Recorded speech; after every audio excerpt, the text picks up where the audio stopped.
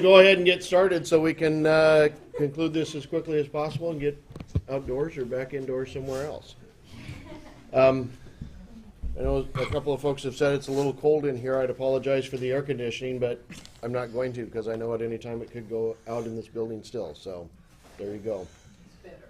Well, thank you. Welcome to our town hall meeting today. We've got a couple of topics on the agenda.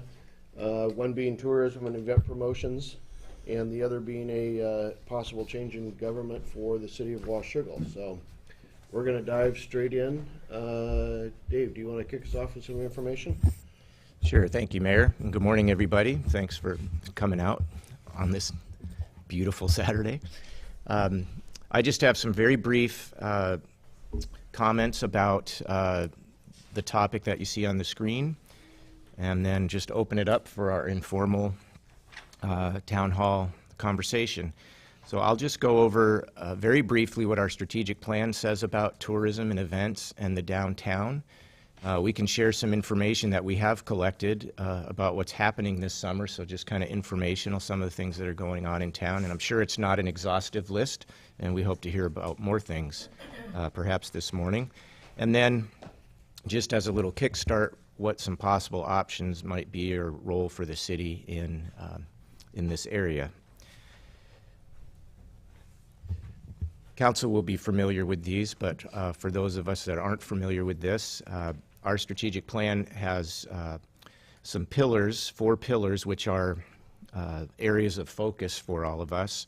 And one of them is community, and that we would support and promote opportunities for community engagement to build a sense of community and preserve our small town feel. And there's a number of strategies. I didn't list all of the strategies, but I grabbed a couple of the strategies under this pillar that seem to fit with the theme of, the theme of our morning. And the first is that we would be supporting and promoting events and activities throughout the community to engage our youth particularly. And then another would be that we partner with nonprofit and other local organizations that are doing things to gather the community together, so events or other types of things. And then under economic development, which is our 4th pillar, we're hoping to build a solid economic foundation to ensure a strong, diverse, and sustainable local economy. And in this area of tourism or marketing Washougal, we want to market the community as a desirable place to live and to do business. So tourism, continue to support our downtown core as one of our economic centers for the community. And then, again, just actively marketing ourselves as a tourist destination. And the plan identifies what some of those opportunities are. It's not an exhaustive list, but some of the things that we already know about. So here are some things that we do know that are happening, except that's not the one. I picked the wrong presentation. Let me go back. That's version 1.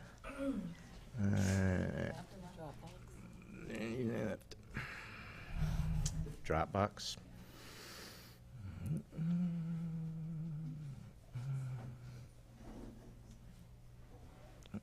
Pardon me while I find that one. That one? Okay.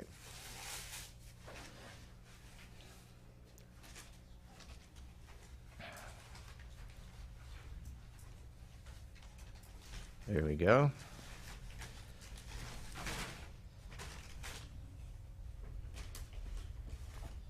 There we are. There's the details. Next weekend at our port, as you know, we have a fun day on July 4th. It starts at about 2:30 and ends up after the big show. So there's some different things happening, some music. So that's hopefully it'll be a great day. Good weather. A couple weeks later, we have the motocross going on, and they have 3 days of activities there, highlighted by the main event on the 20th. One of our new local microbrewers is going to get outside and expand outside of their walls into the parking lot that they have in the back. So it'll be on the south side. Hope you can all come come down later next month, and they're going to have a beer garden. It'll be, I think, the first time that they try to do something like that, so hopefully that'll be cool. I think they might have some music. I don't know what Kevin's got totally planned there, but I think there may be some music going along with that. And then also at the port, our Riverside concerts. So August 17th is another day. We'll be down there. And then in our plaza, one of the ways that the city is supporting events in the community is we, several years ago, as you know, invested in infrastructure downtown and our plaza. The community, it's available to the community. And so we have a couple of things happening there. First, at the park and downtown, there's a 5K run on August 17th. That's a busy day because also that day at the plaza, another local church is doing a back to school fest. They did that last year. They do some backpacks, package up backpacks for children in the community, so children and families can come down and be supported in that way as they get ready to go back to school. But then it's also kind of a festival, and there's fun stuff to do for the kids, and they'll be at the plaza pretty much all day on the 17th. And then the next day, West Columbia Gorge Humane Society is doing a dog and pony show. I think the ponies are Mustangs, so they're going to have Mustang Club. I think they might be allowing other types of animals there as well if you have a different kind of car, but I'm not sure. So that'll be a busy weekend at our plaza. Some of the roads will be closed down, and I don't have all of those details, but that'll be kind of fun. And that's what we know about so far. There's some other stuff going on. Neighborhoods have block parties and all kinds of different things that go on throughout the year. So what can the city do with respect to event promotion or tourism in our community, or if a group of downtown merchants wanted to form an association of some kind, or to take on an initiative to continue to promote the downtown in a more formal way. There really is nothing bookending what the city would do. Can I ask a quick question? It's just a real simple question. Are those events on our city website? I'm not sure if we have all those up on our website yet. We just found out about a couple of those, so I think we have links to some of those, but I don't know that if they're all up yet. Excuse me, the 20,000 and 82,000, is that money that the city is putting forth for these events? No, but I'll explain that in just a sec and get into what that is. So where we might find our role, and this is certainly a council decision about what our role would be, if there's going to be any investment of city funds. You know, the budget would have to be in place for it. And most of the folks that I've talked to around this area see sectors other than the local government sector really being the lead in these types of things. We can be a facilitator or a catalyst and a supporter of community-based efforts in these areas. But where the city ends up in terms of all of this really is up to the council in terms of where you want to invest our resources.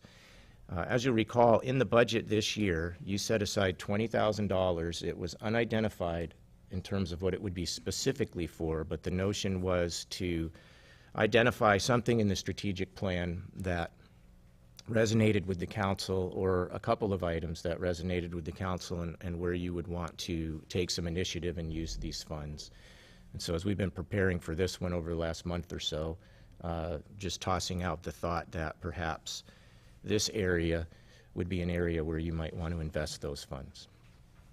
And then, as you know, we have a hotel motel tax that is assessed on lodging visits in the community from guests to our facilities, and the current fund balance is right around $82,000, and there's a whole portfolio of uses for those hotel motel funds, but it's all around tourism promotion, as you can, the nexus between that tax and then what we would be doing.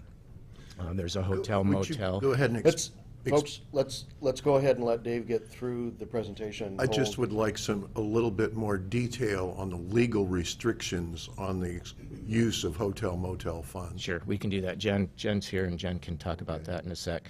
Again, let's go ahead and write down your questions and let's get through the presentation so that we can get to the actual town hall portion of it rather than keep interrupting. So there's $82,000 there. There are definitely some restrictions on what it can be used for, and there's a committee that's appointed that has to work through all of those and prove anything that comes through.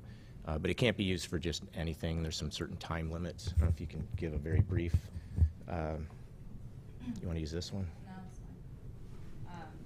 The legislature just extended the more broad use of the funds. It used to be just for marketing and promotion, and now it can be used for operation and maintenance of the events. So that was very positive to have the legislature make that a permanent addition.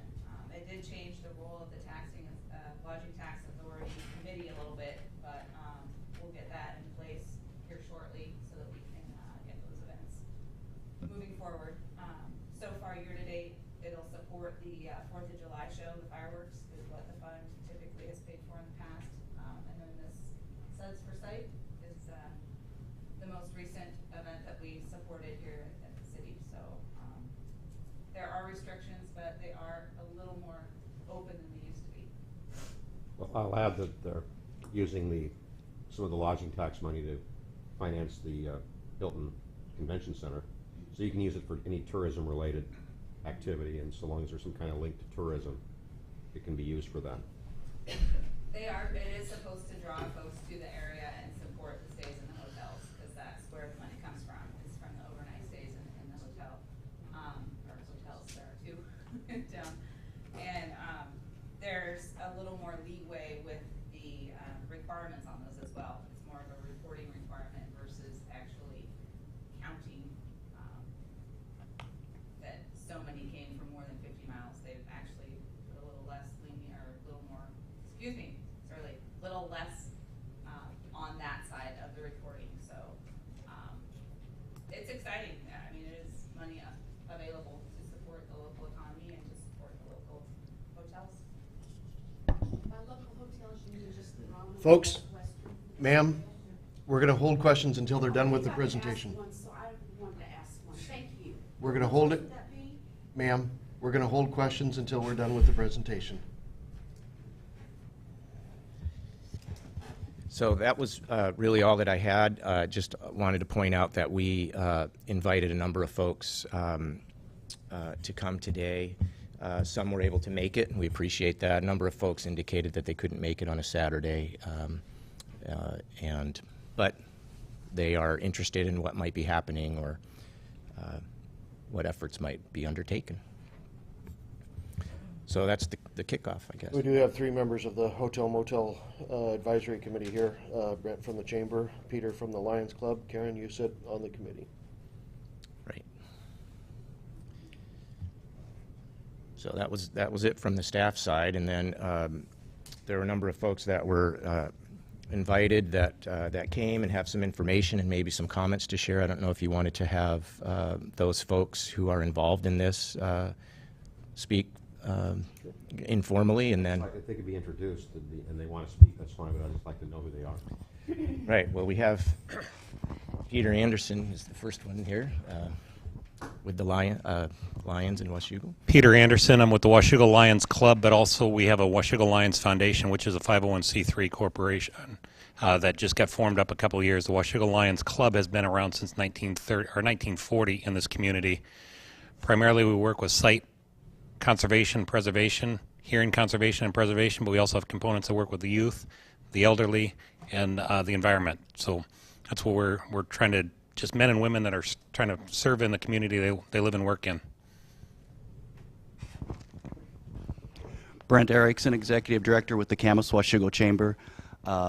We represent as far as the economic side and businesses, but also visitors, information, and tourism coming through the area. Thank you.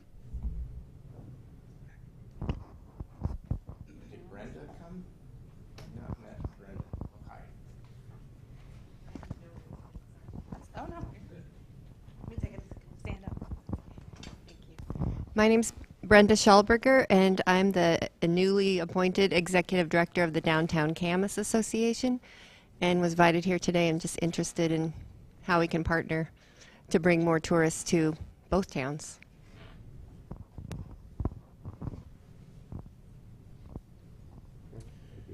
Okay, with that, I think what we want to do is open up to you all that are here in the audience for questions, comments, suggestions. The idea for the town hall meetings is literally to hear back from you and to give you an opportunity to have a little bit more dialogue with the council and certainly with our staff that are here as well. So with that, ma'am, you had a question.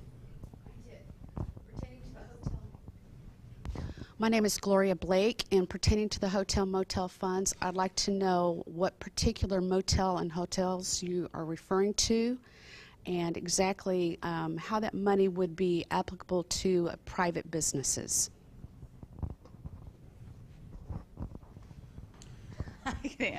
There's the Rama Inn and then the Best Western are within Washougal city limits.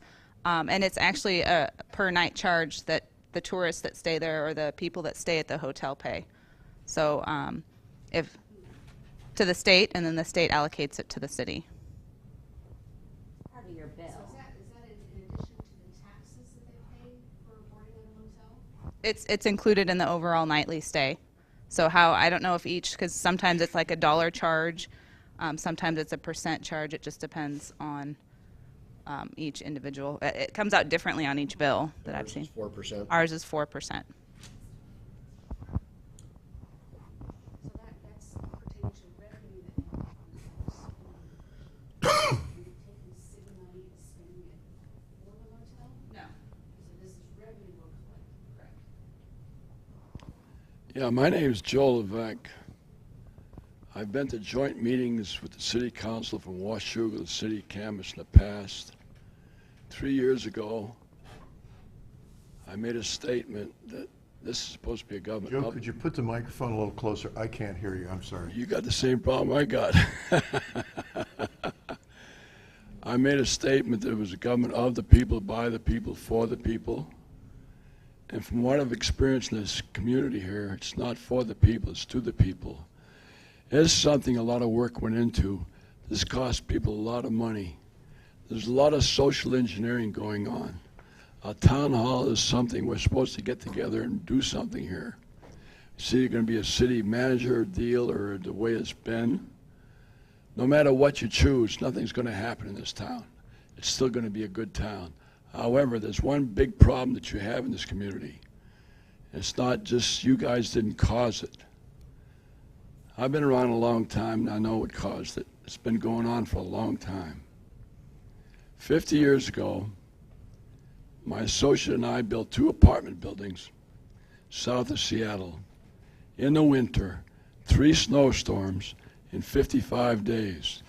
I'm not saying that to brag because I'm not that good at that stuff, but that's what we did. They couldn't believe it. And my associate talked to the mayor of that town. They said, how did you do that? How did you build 2 apartment buildings in 55 days? You know what he said? And here's what he said. He says, you know, you people up here in the Northwest, you're good, you're kind, you're honest, you're decent, you're law-abiding, but you're dumb. He said, now by dumb, I don't mean you're stupid, you're dumb. You just don't know what can happen. Now at that time, I just come in from Southern California. Southern California at one time was a golden state. It was the state to be in. Everybody went to California. Now it's a bankrupt state. The mistakes that we're making in California and are coming to Oregon and they're coming to Washington. This should be of the people, by the people. Let the free enterprise decide what's going to happen in this community.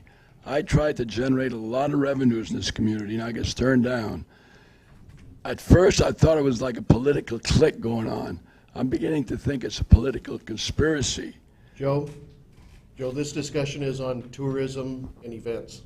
It's what? This discussion is just on tourism and events. How about democracy? That's all right. I still like you, Sean. You're a good man. I understand, Joe. Thank you. Joyce, you had a question. I forgot. Oh, I know. One thing I wanted to ask Jennifer about, do we still have, is there still a bed and breakfast in Washougal? There was a bed and breakfast establishment up on Lookout Ridge. Is that still there? And do we get the tax from that? They are, yes, they are. So she is still up there operating on Woodburn Hill.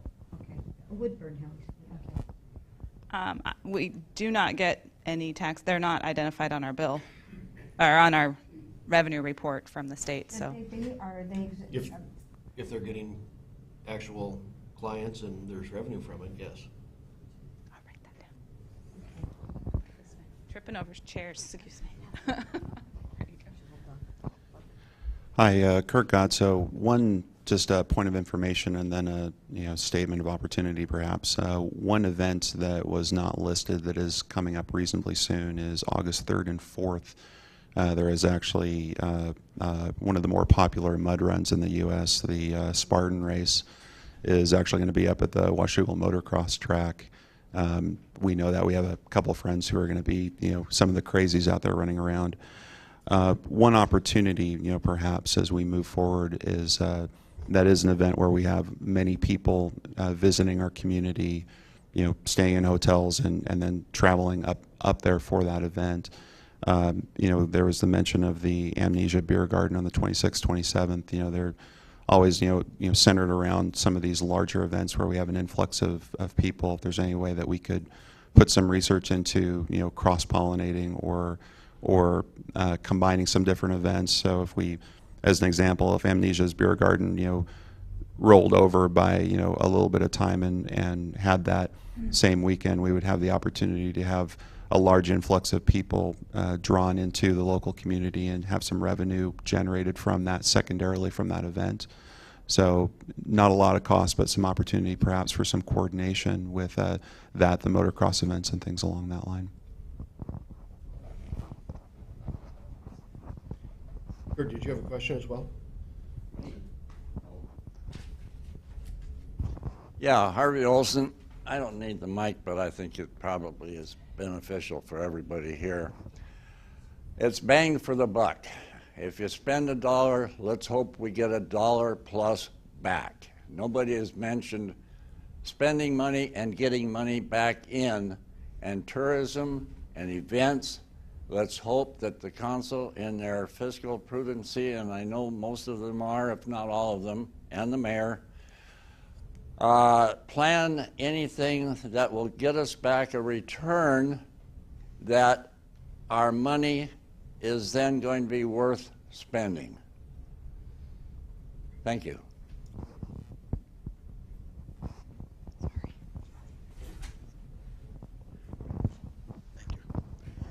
Good morning. My name is Alan Granite. I've only lived in the community for 4 years now. Welcome. Thank you. It's a great place. One thing that occurred to me, I was looking over the schedule of events, and you've got the Columbia River here with huge fishing opportunities. People come from all over the country. I know some guides, and they get people from the East Coast and southern U.S., southeast. Why don't we, well, why has it been tried in the past to do something like a fishing derby or a contest or tag a fish and offer a huge prize to get it back? These things don't require tremendous amounts of outlay to be effective, but it would bring people. And that's it. And I would be willing to volunteer to work on something like that. Thank you.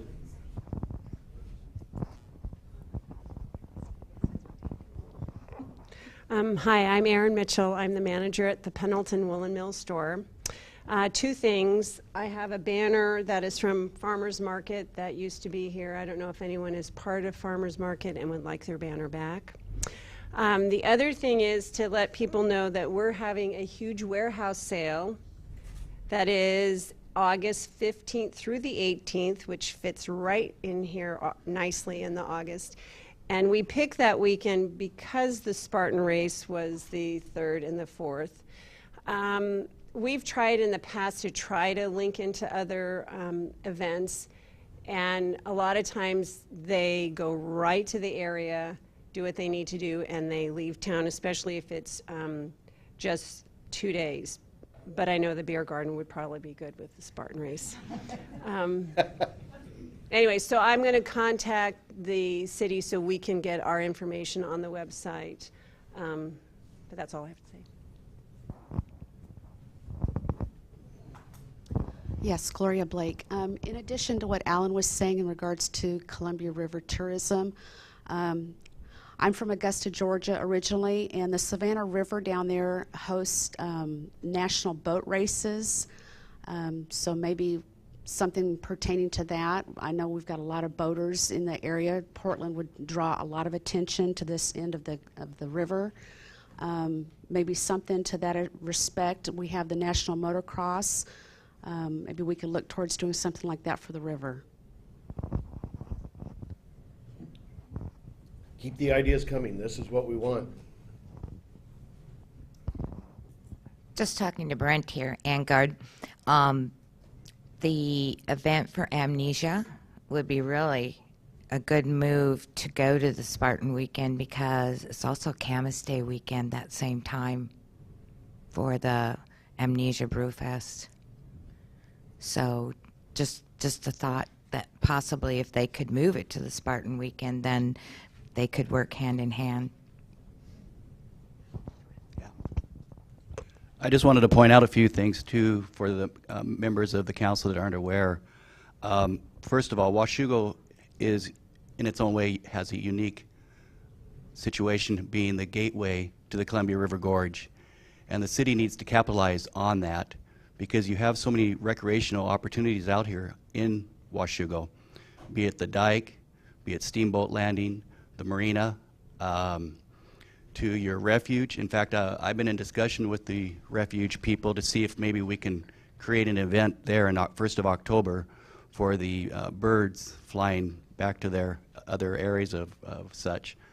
So the chamber would be willing to partner up with them to promote it and give them ideas on how to stage the event out there. One thing I wanted to point out, in the literature that you have, it talks about the Washougal-Camas area's history. This is a book that's put out by the Camas-Washougal Chamber for the visitors and residents of the area. The fact book also has information, and that's put out by the Camas-Washougal Post-Record, listing different things. One thing that's lacking in the Visit Vancouver, USA, we need to see a presence of Washougal in this book. There is nothing really pertaining to Washougal. So I think we need to get into discussion with Kim Bennett and her group to find a way to get Washougal promoted in this book that's put out by the Vancouver Visitors Bureau, but also placed in the different hotels in the area, and I believe up in the Gorge. The Gorge Guide, also, it does list Washougal, I believe, if you look on page 41 and 42. Also, you're listed on their map in the book, so you've got presence in that. And then also in the Gorge map itself. So, as again, I would say we need to find partners to help promote Washougal as the gateway to the Gorge. I think you can capitalize on that and really move forward. Also, the Camas-Washougal Chamber on their website under Visitors and Recreational page, if you click on that, it'll show you the different sites and different programs that are going on in the area for recreational and sites to visit. Thank you.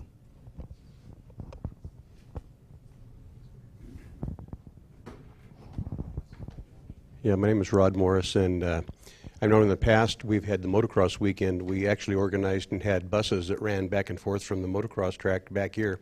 And the theory behind it was that if we had things going on in that same weekend in town, then the families, the mom and daughters could come back to town and spend money at Pendleton and down here because Dad and the son are busy racing all weekend.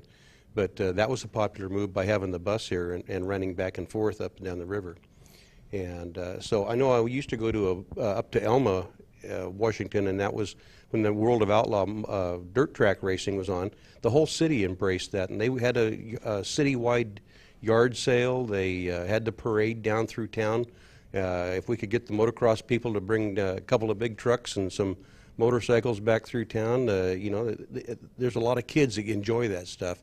And I know we brought them downtown and had autograph signing and things like that in the past. So there's some more ideas there that worked out well in the past. Joyce? Can our hotel tax be used to buy advertising in these? That's primarily what it's for. Yes. But we haven't been doing that. We have in the past advertised in some of them. I don't know. It's for the Lodging Tax Advisory Committee to decide what to spend the funds on. So definitely we need to get a meeting set up here shortly in the near future because there are going to be changes. And it is a more official process with forms that we're currently creating. I think Megan was working on those this week to be able to implement the new requirements of the tax law.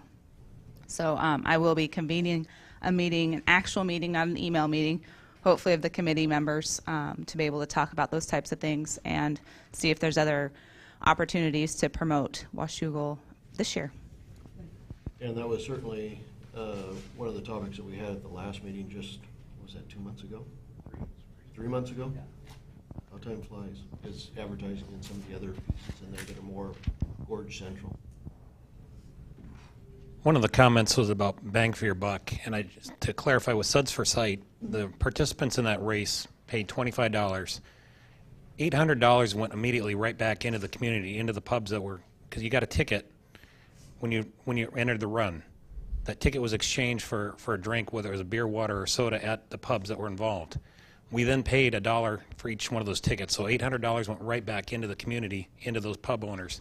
Now, one of those pubs actually turned around and donated that all right back to our club, so it was wonderful for Railside to do that for us. But that was something we're looking at, to capitalize on that idea, that concept.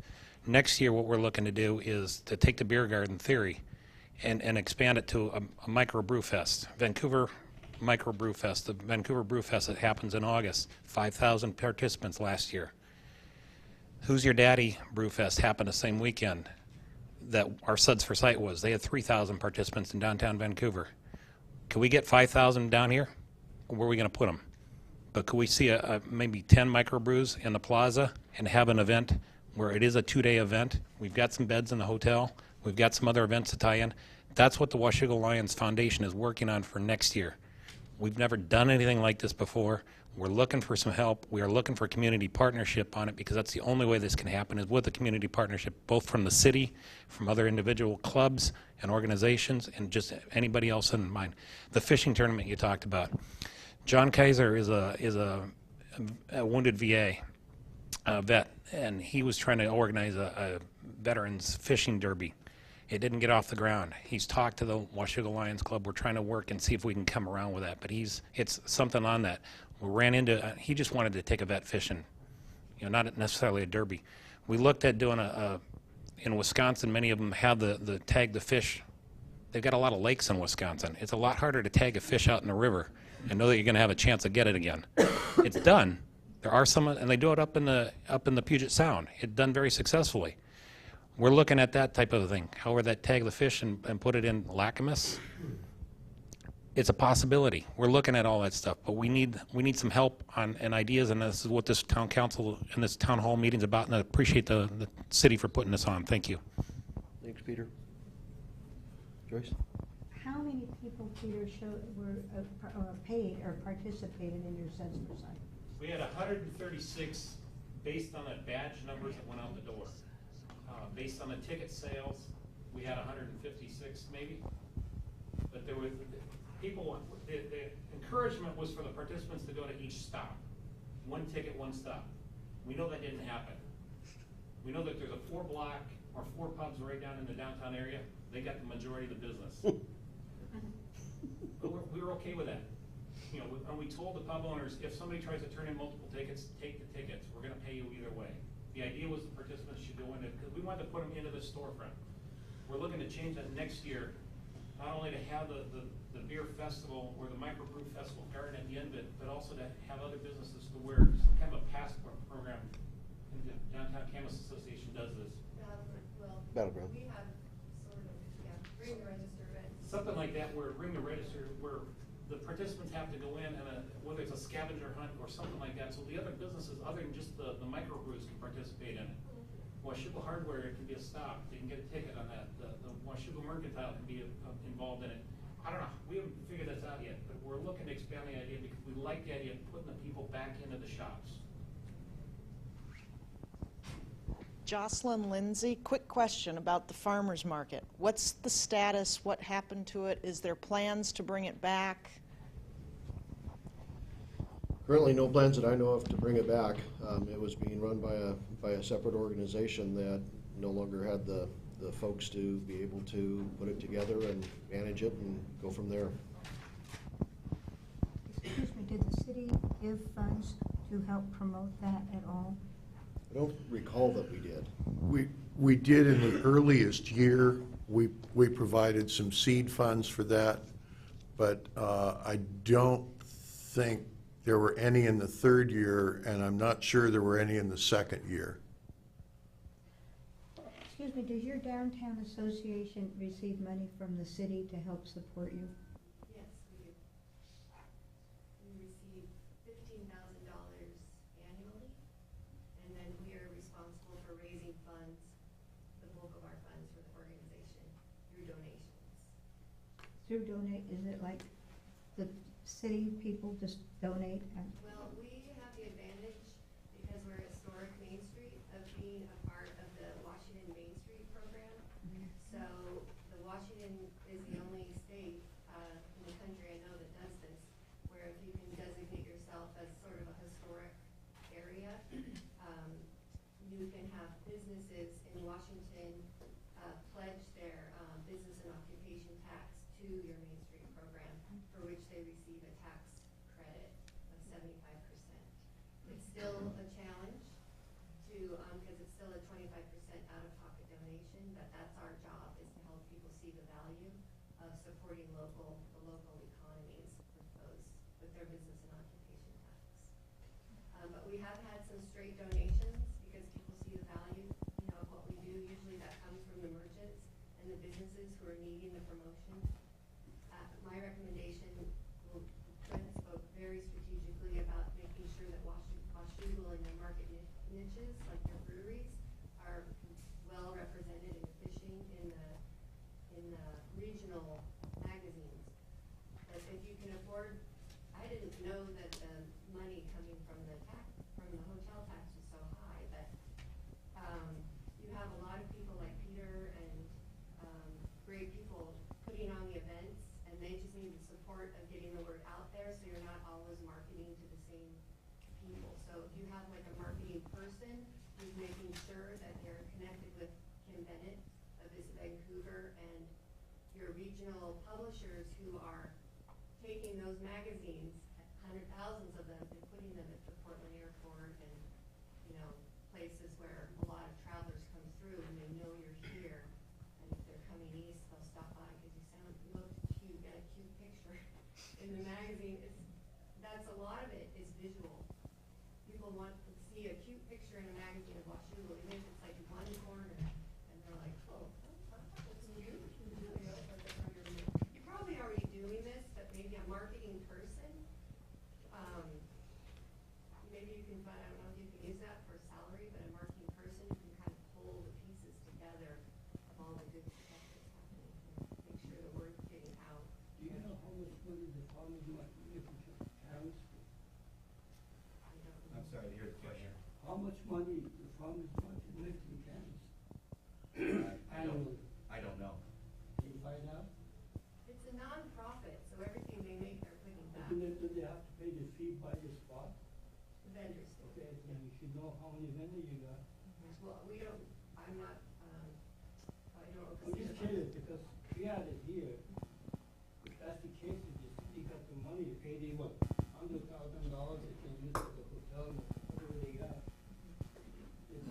That's part of the tourism. Any kind of events that can happen are good. Those people will rise up naturally because they love what they do. And then it's the city and someone who's organized job to make sure that what they're doing, the word is getting out. Like what Peter's doing, the word about your breweries and this pub crawl needs to be getting out further than just the same people strategically. The question is, if the city of Camas is willing to put $15,000, they know they're gonna get something out of it, although they're gonna put 15,000. They're right? getting we're promoting the city. Promoting the city, so if we can find out, since they're promoting it with 15 grand, we have the money here, $100,000, we can use it. We can figure out if they making any money, maybe we can combine yours and there, because they get two cities called Camas Washougal Farmers Market. Well, the chamber is Camas Washougal's chamber, so through the chamber, I think we are connected. We just need to keep figuring out ways to, because Kim Bennett said, you know, people are gonna come east, it's good if we're aligned in some way, because our assets together are better than our assets separately. You are the gateway to the gorge and, the dike and all the natural beauty of this area. People just need to know, and they're starting to think about moving east, because this is the next suburb, you know. So, it's a good time to get, it's a strategic time to get on the regions. The wineries, Kim Bennett on it'd be worth someone going to look what she's already done for your town, because actually Amnesia Brewery and, what's the one that's the beer by the bottle?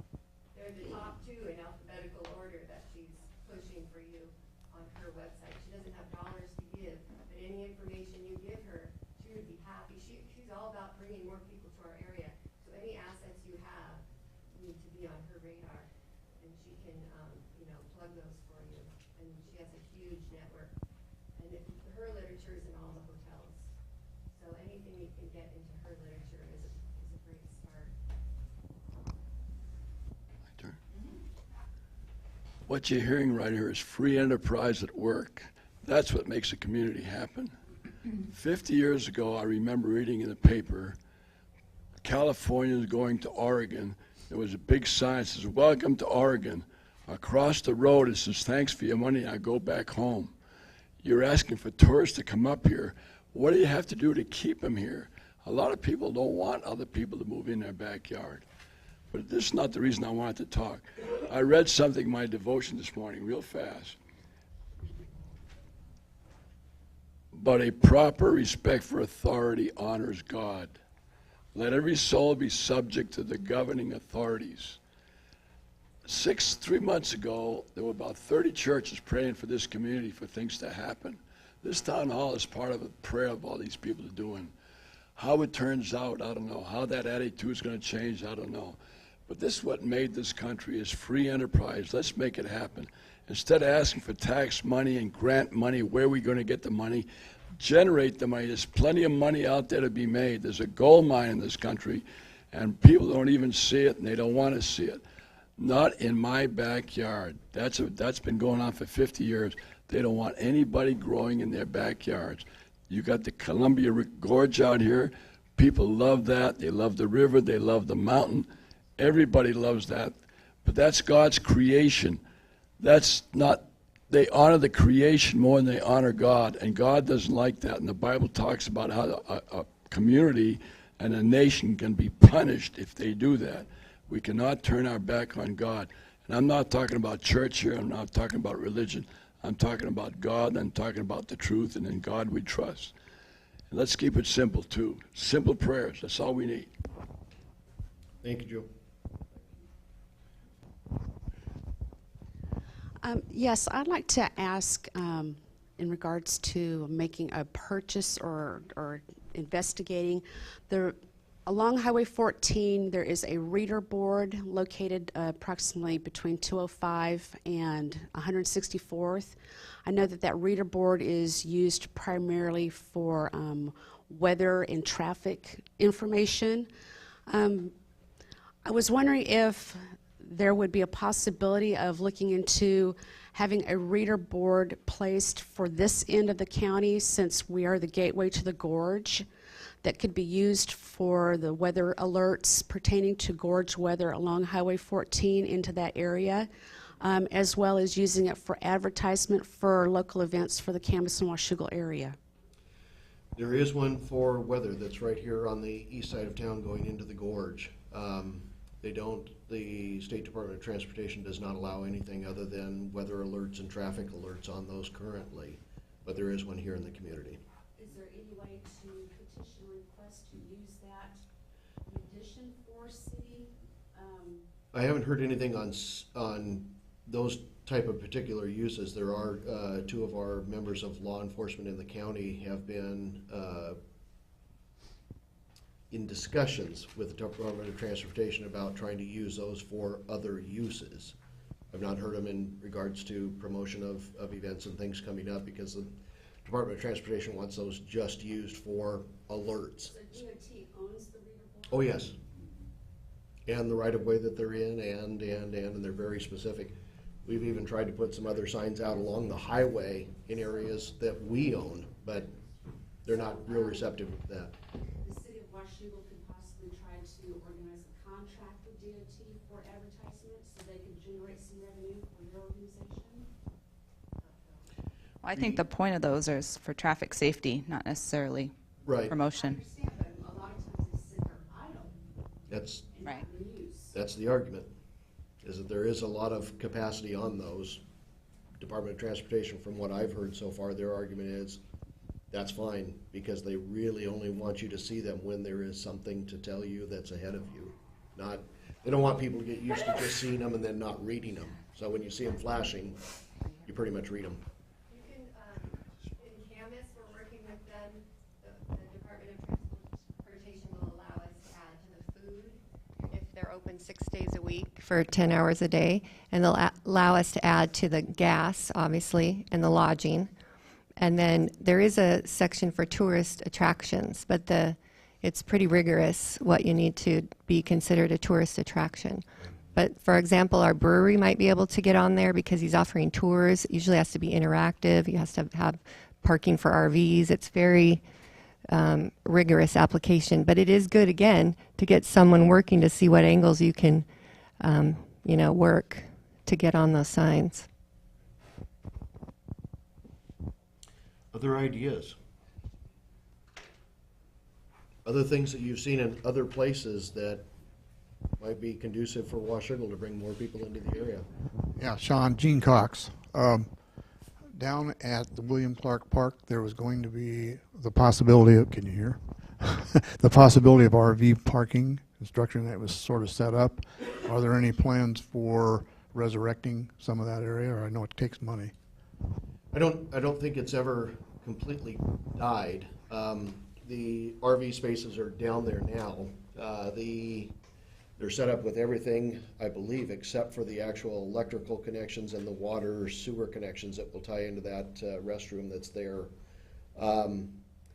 It was all in phase one. There was phase one and phase two of that development. And they were in phase one, both the RV parking and some limited carrier tent over the dike, tent camping spots down along the river in the park as well. Unfortunately, in the construction of that park, there were a lot of issues with the contractor and a lot of lawsuits against the contractor, and the additional money in phase one that was to build those in addition to some other amenities down there that never showed up, were all used up in those lawsuits. So all of those pieces, from what we understand, all of those pieces that didn't happen in phase one have been put into phase two, but nobody's ever identified any monies yet to do that. We had, the city has had discussions over the last 3 years with both the port and Clark County, which is the lead on that park. That park is actually co-owned. Clark County owns and controls 60% of it. The city of Washougal has 20%, and the Port of Camas Washougal has 20%. And we share in all of us share in the maintenance. The county pretty much pays all of the hard costs and cash for taking care of it. And we made some run at them to try and figure out ways that we could actually, as you said, kind of sort of resurrect some of those pieces that got shoved into phase two, like the RV and the camping, because we realized we could pick up some additional revenue and have some additional folks staying in the community. And I won't say that Clark Parks was resistive of that. The concern was they are not set up for reservation systems and that type of stuff for that type of use. And they would have to figure all that component out, and who would really do it, and are they the best ones, being over in Vancouver doing that, but not overseeing over here. The port does the majority of the maintenance down there because it's on the other side of the dike. Yet we do the patrols down there, and who would, so it got caught up into that portion of it. And then their director left. So I would say, yes, the possibility is there. I believe the plans are fully still on the plans. It's just a question of funding and how to go through and do that. There's some possibility that the city could share in some portions of that depending on what it is. If I remember correctly, the Parks Department down there did offer up at the time some human resource staff to try and complete some of that planning, because they had no money to actually implement anything, but they still had a lot of people on staff at the time. I don't know if they're all still there. A lot of design folks and that type of thing. So no, that's one that we keep watching because it's a big area that's available. Yeah, and if you've been reading the Columbian recently, you may be aware that Clark Vancouver parks are, I don't want to be too glib about this, but too poor to pay attention. And so getting any resources to fix this and move forward with it has been very difficult. There is another, 2 years ago we had a good-sized event down there that did allow camping on a very specific basis. The Boy Scouts did their jamboree down there. And that ended up working very, very well. The area was flooded, so there was some concern, and we actually worked with them to get Jumping Middle School as a backup in case they literally could not camp down there, but they did. And the Parks Department was just extremely great working with them and working with the city to make all of that happen. There is another event that I don't believe they've submitted their application yet. Silver Star Search and Rescue is looking on September 21st to do another, I can't remember what they're actually calling the event. It's a Spartan type race that would have been in Captain Clark Park, that all of the challenges you go through have something to do with what Silver Star Search and Rescue does on the ground. So there are actual types of rescues and that type of thing. They have since taken that. We met with them for a good while to figure out some ways that we could assist them in making that a little bit larger, and what we could do to help them make that happen. They are now looking at actually staging that in the downtown, starting it and finishing it in the downtown in the area of Pendleton. Aaron, I'm not sure if they've been in touch with Charlie yet. We gave them all the contact information. But their idea was to start it in this area. It started out with a run that went down there, still stage all of the events for the majority down there, but then bring it down here, because they also wanted to do something that was close to the downtown and close to their facilities. So there are some other pieces of that going. I think they're trying to attract 500 people for the first year on that one. So, but they're still working through with the Parks Department down in Vancouver of what they will actually allow them to do within the park. The wildfire scenarios, they weren't too hot about. Don't understand why, but so they're playing with some of those. Does the Washougal area have camping areas within our parks where you can apply for permits for overnight camping? I know they used to down there at Cottonwood Park along the beach area, used to be able to camp along there. Do we not still allow that and permit that? No, Why there's is that? one, we don't control the park down there anymore. It was actually for folks that actually did camp down there. Not sure that we ever allowed it or that it was ever legal. I know the sheriff's office and the police department pretty much discourage that every time they see somebody trying to do that. In our parks, there's no overnight use in our parks at all. The only thing that we currently have, and it does get used, the port does allow folks with RVs, self-contained RVs, to utilize their parking lot next to Wesley's during the week, the evenings during the week. They don't allow it on the weekends, but they do during the week. You can stay there. I don't think they even charge them. But again, they've got to be self-contained RVs. There's no tent camping or that type of stuff. We don't have any camping available at this end of the county. I believe the closest we've got is probably Beacon Rock. And Vaudeville. Yeah. Yeah. Or to Battleground. Do we not have any areas open for that opportunity here in this area? Potentially, we actually have some.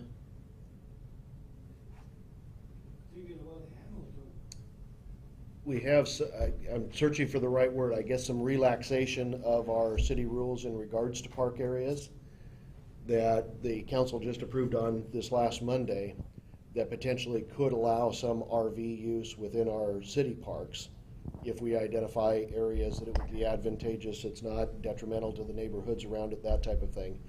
I don't know, I don't remember the discussion at all of tents. I remember only RV, sometimes those go hand in hand. But previous to that action happening on Monday, it wasn't even allowed in the park areas at all. It's still not allowed. We just put into the rules the possibility in the future that we could visit that. So that question's been asked a few times in the community. It's just finding the right piece of ground, the right place that it would work. I know we suggested a few years ago to the port to potentially look at that close to the Hamilton property, the old foundry that was there off of 6th Street that they've owned for years, about possibly looking at that area. They were just concerned with the costs of the amenities they have to put into it versus how long it might be there before it's taken out for development, and did all that make sense? And then the whole issue of reservation systems and who was going to oversee it came up again. So In the Cottonwood Park area where the Lewis and Clark shelters are, if someone wants to use those, who do they contact? Vancouver Clark Parks and Recreation.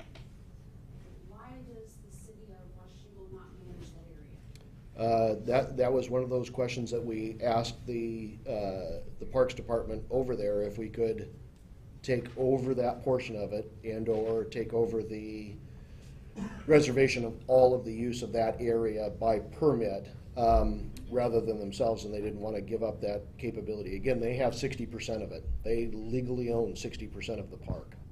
We were trying to County ownership or the city of Vancouver? Vancouver Clark Parks and Recreation currently is a joint entity between the city of Vancouver and Clark County. What I was asking to see if they would be amenable to, and the port was amenable at the time, was to switch that ownership. And as Paul said, they really don't have a lot of money, so we figured it would be kind of advantageous to them if we took 30%, the port took 30%, and Vancouver Clark Parks ended up with 40%, the minority ownership. Still a majority, but the minority when you get down to it, and we do more local control here. They were concerned with doing that for a variety of reasons, and we were not able to get anywhere with them. Our concern was more they have some extremely strict rules on what can happen inside that park, and they have, quite frankly, some very, very, very expensive permits for those things that they do allow. And we know of a couple of large events that, whether they were good fits for Washougal or not, anybody could debate, that looked at going into that area, but they were up to $6,000, $7,000 in permit fees and that type of stuff, and they chose to go other places that didn't have that expense and that amount of paperwork to go through. So that's really what started prompting the conversation. So they're entirely responsible for all the maintenance of that park? No, we share the maintenance. They have a majority of it, and they have the cash outflow of it. We certainly put resources towards it, but it's more in terms of one of our parts of our janitorial contract is for the janitors that take care of this facility. They take care of some of our restroom facilities as well. They take care of that one. We do the cleaning and the maintenance of a lot of the landscape that is on the city side of the dike. The port takes care of what's on the other side.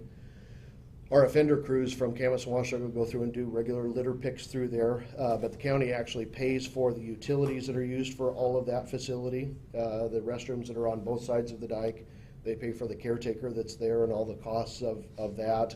They pay the city of Washougal to do the maintenance? No, for those portions that the county does, they absorb that themselves. So the city of Washougal is paying for the maintenance of that park that we don't get to use? We pay for through staff. we pay for the maintenance of the portions that are on this side of the dike. So the parking lots, we go through and clean them.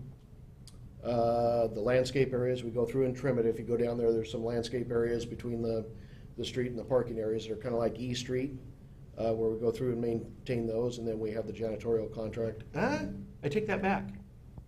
That's for Steamboat. The restroom that's down there is maintained by their caretaker that they have that lives there. So we pay, incrementally, we pay very little for anything down there. What's the plan for the Hamilton brother and the Parker house? It's gonna be a ghost town or it's gonna be something? Those discussions are ongoing, Mo. Are you sitting involved with it? We are getting more involved with it, thankfully, lately. We have no ownership down there. The city has no ownership down there. The port owns the majority of the property now. They've got 27 acres between their properties that they had owned and the portion of the former Hamilton mill that they had purchased from Killian. And then Killian Pacific owns the other 13 acres, I think it is. Yep. And then the former Parker House property is a whole nother 1 acre portion that's owned privately between two individuals. What responsibility they have for the city of Washougal? They can build anything they want to build? No, they still have to adhere to our zoning regulations for what can go in there. Our responsibilities are putting in the streets, getting the utilities to them, and taking care of those things. Is there any way you can have them down here among this meeting, let the public know, the part of the city, what they're gonna do with that property, that affect our tourism, our businesses? I mean, The port- something we need to know. Yeah, the port actually has some meetings scheduled. July 30th is the first one, to put some of their plans out there in regards to the trail areas, the park areas, and the recreation areas. There's another one in September.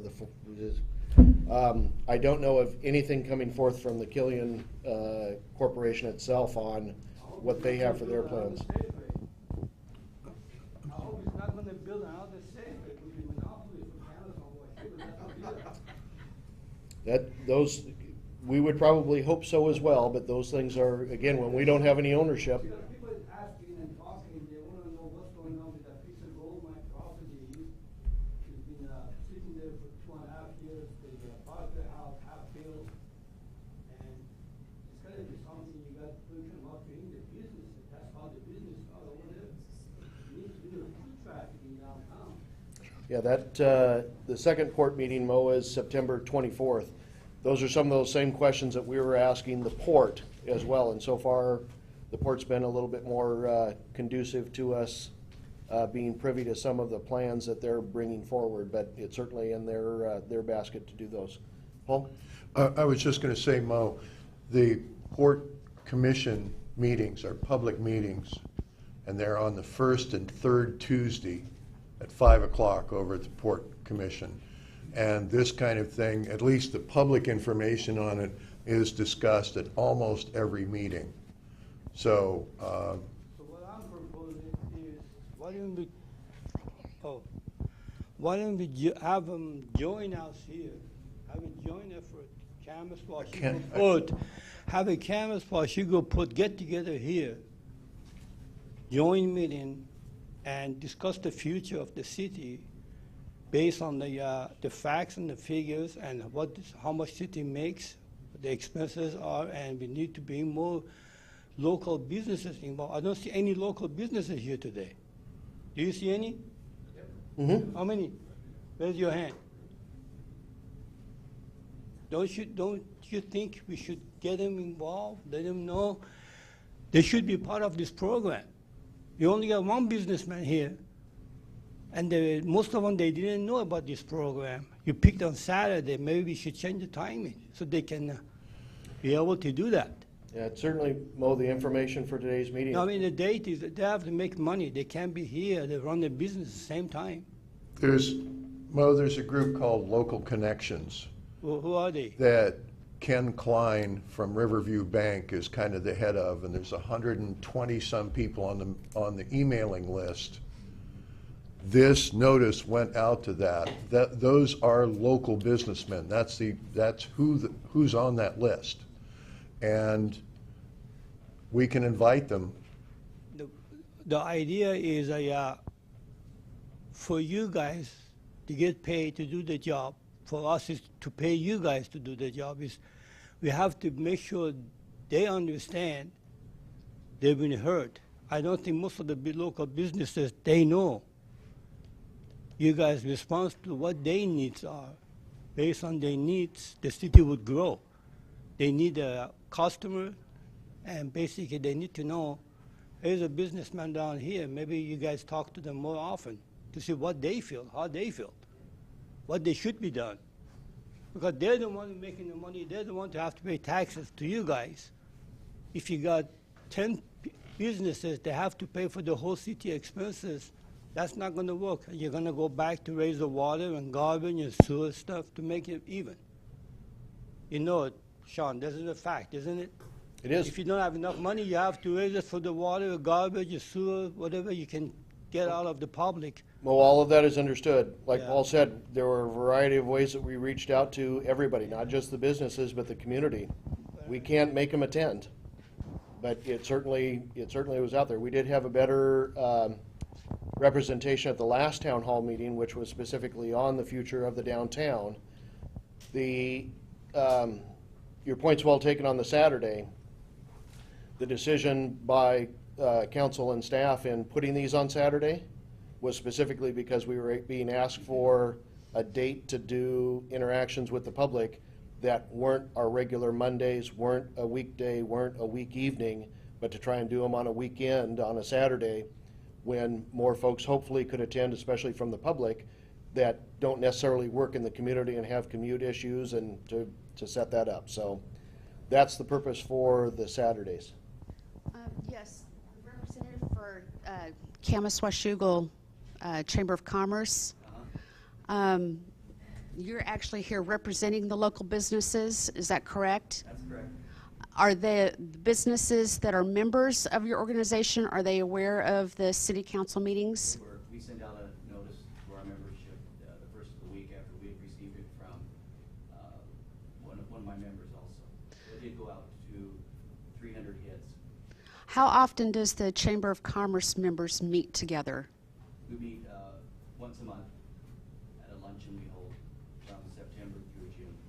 And as a representative for that organization, do you take this information back to the members and discuss it with them? No. Thank you. Well, again, we send out a public notice to our membership and made them aware by that, but no, we do not. Thank you. No, we do not discuss it at our, we just had our June luncheon here a week and a half ago, so we weren't aware at that time of the meeting coming up. But what we did discuss at the June meeting, Dave Ripp, the port director there, did discuss for about 15 minutes or so about the plan of Hamilton property and what the future will look like down the road for Hamilton, for the community. Well, they're going to start doing the cleanup stage here in a... Yes. Well, like Sean just said, there's going to be public meetings held for the future of that property. Thank you. Marilyn, good morning. Good morning. Morning, Marilyn. Thank you. You're welcome. If you can't hear me, you need a doctor. Referring to Mr. Moe, I want to know what's going on. I come here. I get off my chair and I come here. Representative, what am I doing to you, Paul?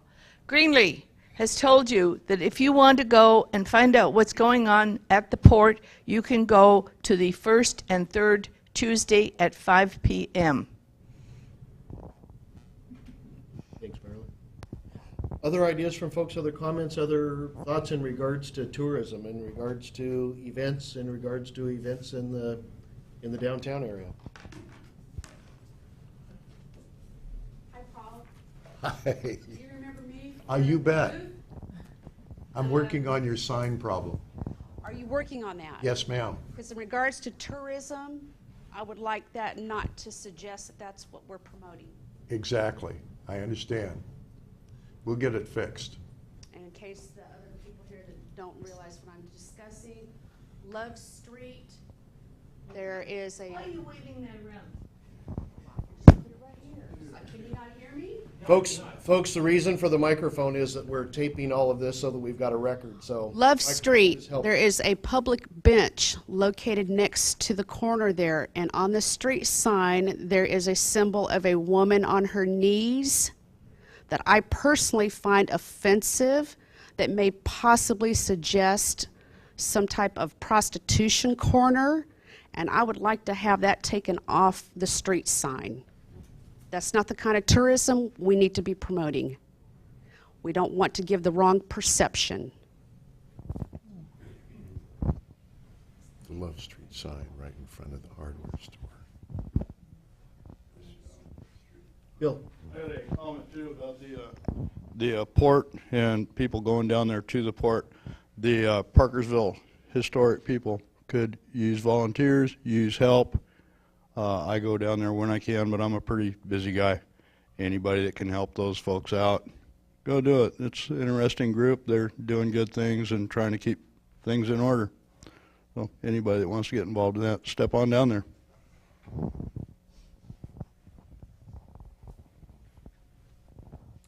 Anything else from anyone else?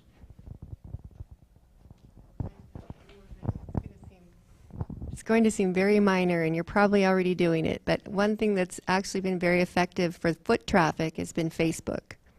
So if you have this person who's helping to coordinate your marketing and get the word out there, we've always thought in Camas, we need to get our own people to enjoy our downtown, and they can help us be enthusiastic and spread the word, you know, to their friends and regionally. So it's a both and. You want people bringing in monies from outside, and you want your own people to be enjoying your downtown. And the merchants are busy running their businesses, and in this day and age, it's a difficult task to run a small business. And so we look at ourselves sort of as public servants to help them see what they can't see because they're busy running their businesses. How to cross-promote, how to you know, develop that business to customer relationship through Facebook, social media. It's very important right now. There are great resources, and they're free through even the Vancouver Downtown Association. Lee Rafferty is doing a great job helping her business understand how to use social media, and there's a guy that she works with who will come and do those kinds of seminars for free. So Jennifer was saying that the merchants are interested in organizing, and through local connections and Ken's efforts, they're really taking off. And just someone to help them keep an eye on those things and participate in programs that they themselves won't be able to start or manage because they're busy doing the great job of, you know, bringing, you know, economy to our towns as it is. So that might seem minor, but I think it's still worth mentioning. Thank you, Brenda. I was just going to ask quickly, is there a city of there's a place Facebook for Washougal, but we couldn't find an actual City of Washougal Facebook page. So I don't know if that's something you guys are working on, but you know, we all in the community are posting all about the places, Arvar, Amnesia. It would be great if there was a local page that we could post to, and for events that are coming up that we could post to, or at least contact to say, we know this is going on, you know, so to cross-pollinate more things that are happening. Do we have that on Leo's list, or Theo's list? Kind of. I think you do. His list is long. Yeah, we do. We have social media is on our new IT directors. In fairness, we have a brand-new IT director, and there has been I don't want to go too far on this, but it's been a difficult and careful transition from an outside purveyor to and as Jennifer alluded to, his to-do list is long, and some of it is quite critical. Sorry, when I was making those suggestions, I wasn't suggesting the city, you know, pick up that responsibility. But I have also, it reminds me how surprised I am every time I have a need. As long as I've identified the list of who we need, I can use Facebook to try to find those people. I needed someone to plant the garden at the fountain in downtown Camas, and I put it on Facebook. I got a volunteer. I needed someone to join the design committee. I got a volunteer by putting it on Facebook.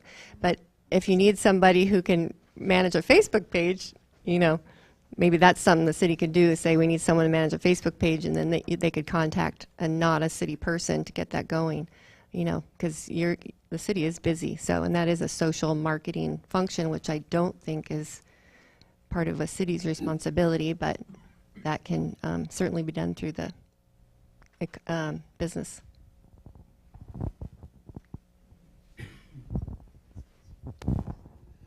Everybody wants new business.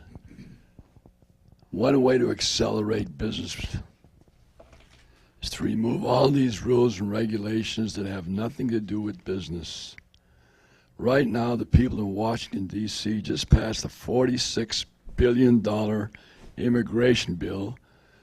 And I heard on the radio this morning they haven't even read it yet. Here they are spending your money without knowing what they're voting for. That's what's going on. Anyhow, there's a lot of rules and regulations in this state. I think the state is telling the city what to do, and I think the city's already telling the state what to do, because this is your community. Let's do things that satisfies the demand of this community. It's supply and demand. And if they're going to create obstacles, it's our fault for allowing it to happen. So let's focus on what we have to do to reduce the rules and regulations. In the old days, it was clean water, clean Board of Health, uniform building code. You went to a city, it was a simple building code, simple ordinances. You read it, you looked at it. An 8th grader could build a house in 30 days in those days. And that's all, but that's what he knew. But he didn't have an education, but he made things happen. He made a lot of things happen. That's when the country was free. The country is not free like it used to be. Anyhow, I don't know I don't think you guys can do anything about it, but you should be aware of that. Joe, I think most of us agree with you on that one. So, and we do keep trying to do something about it. Any other thoughts on tourism and events? Okay. I've got a couple of things. I just wanted to mention on fishing derbies, doing them in the Columbia River, the port used to try to do a walleye derby. Because it's a two-state river, coordinating with both Fish and Wildlife Services and their different regulations gets to be problematic. Boat races, surprisingly enough, both the Corps of Engineers and the Coast Guard take a dim view of that on the Columbia River. The city of Portland used to have high-speed hydroplane races, not the big unlimiteds that they have up on Lake Washington, but much smaller ones, as part of Rose Festival. And for a number of reasons, safety being only probably about 5th on the list, they no longer do that. They've gone instead to more like dragon boat races and the outrigger canoe races, which are increasingly popular kind of in the mid part of the Columbia River, Kennewick, Richland, on down. Certainly true that Hood River and that area are sailboarding and kiteboarding world famous, would make the top 10 list. The conditions here are not really as conducive to that as they are up there. The short of it is we have looked into it over time, and the Bird Fest, on the other hand, that's a great idea that we've been kicking around for a while, and is very successful for the city of Ridgefield for their Bird Fest up there. And it's only fairly recently that we've even had any kind of public access to Steigerwald available to us. With the new trails and the new restrooms and parking lot there, that's only been there a couple of years. So we're still kind of moving forward with that. And Jim Clapp, who's the refuge manager, and Wilson Cady from Vancouver Audubon are kind of involved in this whole discussion, what can we do out there? On the reader board thing, the DOT is, I don't want to say they're a stick in the mud because that would convey that they were moved a little bit more than they will. But the reader boards are absolutely for Amber Alerts, for traffic alerts, for law enforcement alerts. They're not available in the state of Washington to any other purpose. What they call the highway information signs and Motorist information signs? What? Motorist information signs? Motorist information signs for food, fuel, and lodging and tourist.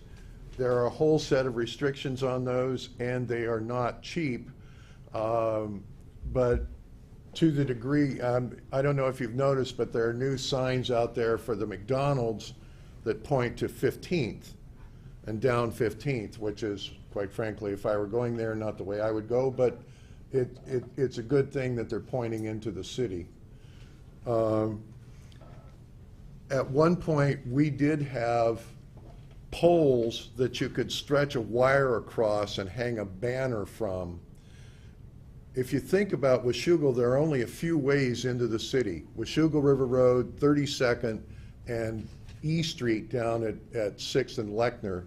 If you can cover those three locations, you pretty much have covered the entrances to the city. Not all of them, but most of them. The banner poles went away because the first time an engineer looked at it and said, oh my God, you string a banner there and you get a 30-mile-an-hour wind, it'll come down on top of somebody. So it's something that we need to think a bit more about, but we definitely are thinking about how do you reach people, how do you communicate with people? And banners or reader boards certainly are something that all of us are kind of noodling around about publicizing a meeting like this or warning people that traffic is going to be nuts because the motocross is in town. We need a better way to do that. And we are thinking about that. And just one quick thing on the Washington downtown and the tie-in with B&O tax. In order to qualify, you have to have a certain percentage of your downtown buildings which are historical renovations. Downtown Washougal does not qualify. We looked into that.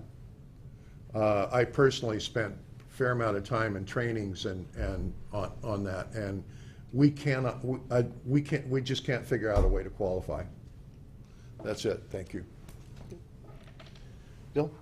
One thing with the fishing and derbies, I don't know how that would qualify really with a derby, but anybody that leaves from this side of the river to go fishing, you're bound by Washington laws. Yep. It doesn't matter if you fish on the Oregon side of the river or not, so I don't know how they would be. Well, it's the Columbia River Compact is the problem.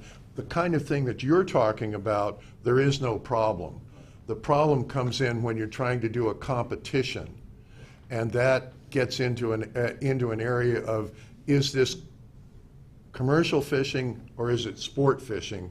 And Washington and Oregon have different rules on what that means, and when you get into the Columbia River Compact, it gets to be an issue. I'm a fisherman myself. I know. Yeah. I figured it had to be something that was the derby related. Right. Roger. I apologize. I was just taking advantage of our beautiful Captain Clark Park. Got my 3-mile. Do I need this? Got my 3-mile hike in, and so if I make some comments that have already been stated, I apologize, okay? As I was coming down through the tunnel, I met a young man in a wheelchair, electric wheelchair with a fishing pole. His name is Shane. How many people know Shane? very amazing. He was going up the access to the dike down to Steamboat Landing, and he was going fishing. I believe he has MS. He can't walk, but he's in an electric wheelchair, and he's just delighted that he can get on the river. The one thing is that he said that when he first gets on the dock from the parking lot at Steamboat Landing, it's slippery. And so he's already mentioned it to people in the city, and they're going to put some kind of surface on the dock so he won't skid when it's wet. But I think it's great that he's able to access the river. That's fantastic. When I think of Washougal, I think of the city of healthy living. I'm going to say that again. When I think of Washougal, I think of the city of healthy living. We have a wonderful lifestyle here. We have, tourism is occurring all around us, and we've done it through piecemeal projects, but collectively, it all seems to be coming together. The Steigerwald Wildlife Refuge, Captain William Clark Park, the Cape Horn Trailhead, the Washougal River Greenway, and then I recently met with the Mark Lambton Port Commissioner, and as many of you may know, the port purchased 13 of the acres that the Hamilton Lumber Mill once owned, and so they own the waterfront. And they're going to build some fantastic walkways right along the river with some kickouts and some historical interpretive points. And that will connect, you'll be able to go from Lacamas all the way down to the Washougal River Greenway behind the Camas Police Station, come up, go underneath the SR-14 ramp, go down to the Parker's Landing Historic Site, and then walk up the river all the way to Steamboat Park, then to Captain William Clark Park, all the way down to the Steigerwald Wildlife Refuge. Those are assets that other communities don't have. We have them. This morning while I was on the dike, I ran into a couple from California. They're up here visiting friends, and they're staying at the Best Western. And it got me to thinking. They were trying to access the dike through the pedestrian tunnel and wanted to go down to Captain Clark Park, and they came upon what they thought was the sewage, the Washougal City sewage site, treatment site. I said, no. I said, what you smell is not sewage. That is the Woolen Mills water treatment facility. What you smell is the smell of wet wool. Oh, well, then that's okay. See, Aaron, it works. So I've always felt that they should plant some nice Leland cypress trees in front of it to break the view. And in fact, I even suggested it as a senior project for a student at Washougal High School to plant some trees there. But it's not the Washougal water treatment facility. You could have a dog wash there. That dog smells worse than that. I bet it does. Yeah. So anyhow, I ran into them, and I had some, just as I ran into, where's David Shoemaker? He and his wife were down there one day, and I had the pleasure of telling them about the history of that area. And Brent Boger and I went for a walk down there one time, and we talked about it. And Jennifer McDaniel had her Girl Scout troop, and we did the same thing. And Joyce and I have been on walks numerous times, and she's had to endure my history talks. But anyhow, so I shared them with the people from California today. What an impressive community. You have so much history here. So anyhow, we've built these wonderful trails, and people are using them. And I saw people bicycling today, jogging, walking. And I mentioned Shane in his wheelchair, and I saw Mother and her 3 kids swimming at Captain Clark Park today. And it's just wonderful to see this kind of activity. We purchased a used kayak, my wife and I, and a couple weeks ago we took it down to Captain Clark Park and we rode all the way around Reed Island. And there was a group of about 20 kayakers that were doing the same thing, and they went up to the tip of Reed and they camped out and had a lunch. And I'm seeing more and more kayakers in the area. I didn't realize how popular that's becoming. When I fish on the Washougal River, I don't care what time of year, I'm running into kayakers who are coming down the Washougal. And so kayaking is becoming a more popular activity, recreational and a sport. Of course, fishing, we all know about fishing. Mo here loves soccer. Great soccer coach, great soccer supporter. Washougal High School right now is resurfacing their gymnasium, their stadium floor. And the gymnasium. Oh, and the gymnasium too, 50 years old. Washougal is the only 2A school in their league, and they compete against Hawkinson, Woodland, Richfield, Mark Morris. The only one that has an artificial surface. That you can play so many more games on an artificial surface in a week than you can on a real grass surface. And so many times you'll go by Washougal and you'll see select premier soccer practice and games. You'll see youth football games, and many of these people are from outside of our community that have come here. That is a form of recreation. I don't think we can call it tourism, but it brings people to our community. So I would just say to you that I'm going to go down to the Best Western after I leave here. I'm going to look in their lobby to see if they have any brochures on what to do in Washougal. But, you know, there needs to be a brochure with a map outlining all of the different walking trails, different parks. I told them about the Parkersville Historic Site, the people from California today. But there needs to be some kind of brochure that we have posted in a variety of places. I know Brent has them downtown Camas with Chamber, but people visiting Washougal don't necessarily come downtown Camas before they come to Washougal. But anyhow, so we need something like that. And by the way, Brent does a great job promoting both cities. His heart is in both the promotion of both cities. So I would just say to you that tourism is occurring because we've built some wonderful recreational facilities, and we're going to continue to add to them. More people are going to discover them. But we need to probably develop a theme. I've thrown one out there today, which is Washougal, the City of Healthy Living. And you need to have a really good qualified public relations marketing person, someone like a Renee Carroll, who lives here in town and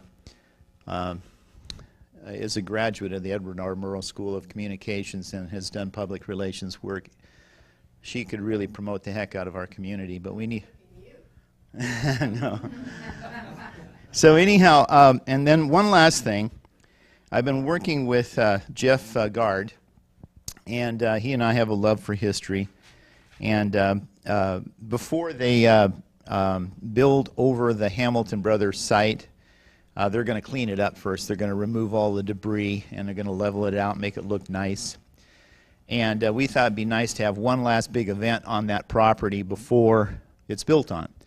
And so a year from now, we're kicking around the idea of having a Crossroads to Discovery event. And one of the things we'd promote would be a wooden boat festival.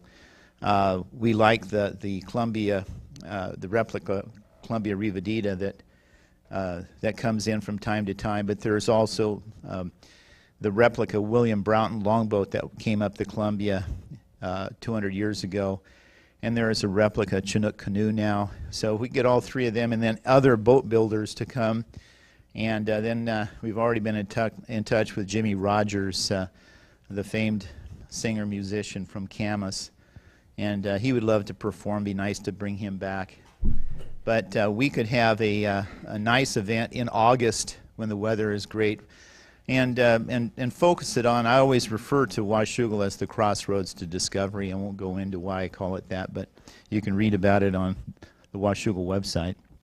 And then the last thing I would say, and I'll sit down, you're probably getting bored of my voice. I would sure love to have somebody buy the Black Pearl. Yes. The Black Pearl has so much potential. How about you, Roger? Yeah. It has so much potential. What the Black Pearl could be a convention center like no other. I don't know if you've been in the building, but I've walked through it. Actually, I walked through it with some investors who are looking at it. And on the upper level, you just have some fantastic views. What a place to hold conferences, training sessions. I mean, even WSU Vancouver could offer some satellite courses there. In fact, that's something that we need as a community to talk about, is bringing WSU to Washougal for satellite classes. And but then you could have a restaurant on the bottom. They could cater to the conference. There's enough space in there to have great big vats to have a brewery, even if you needed to have another third source of revenue. So, but thank you for giving me the opportunity to talk. I have a question for you, Roger. Yeah. Can you stand back? Yeah. Sorry. Sure. I don't want to put you on the spot, but I have a question for you.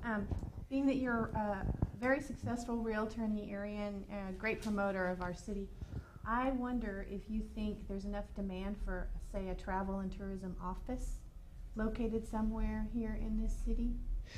You know, I believe if it were piggybacked with another service of compatible nature, I wouldn't say full-time, but yes, Jennifer, I think, and I can't think of what would be, it might be maybe in parks and recreation, or... How about Two Rivers Museum as the partner? I was going to say, we got the Oh, yeah. Two Rivers Museum. Yeah. Actually, the city could staff or with someone from the Parks Department. Sure, that makes We're not perfectly giving good away sense. right now, but that Yeah. would be, a good central location right here in the downtown area, close to Pendleton, close Right. to our downtown that's been revitalized or in the process still of being revitalized. So, No, I agree. That makes perfectly good sense. signage, Yeah. get people there, and Right. lots of parking. Yeah. Oh, and that you brought that up. The port. I really appreciate the three port commissioners and how they conduct open meetings and invite public comment.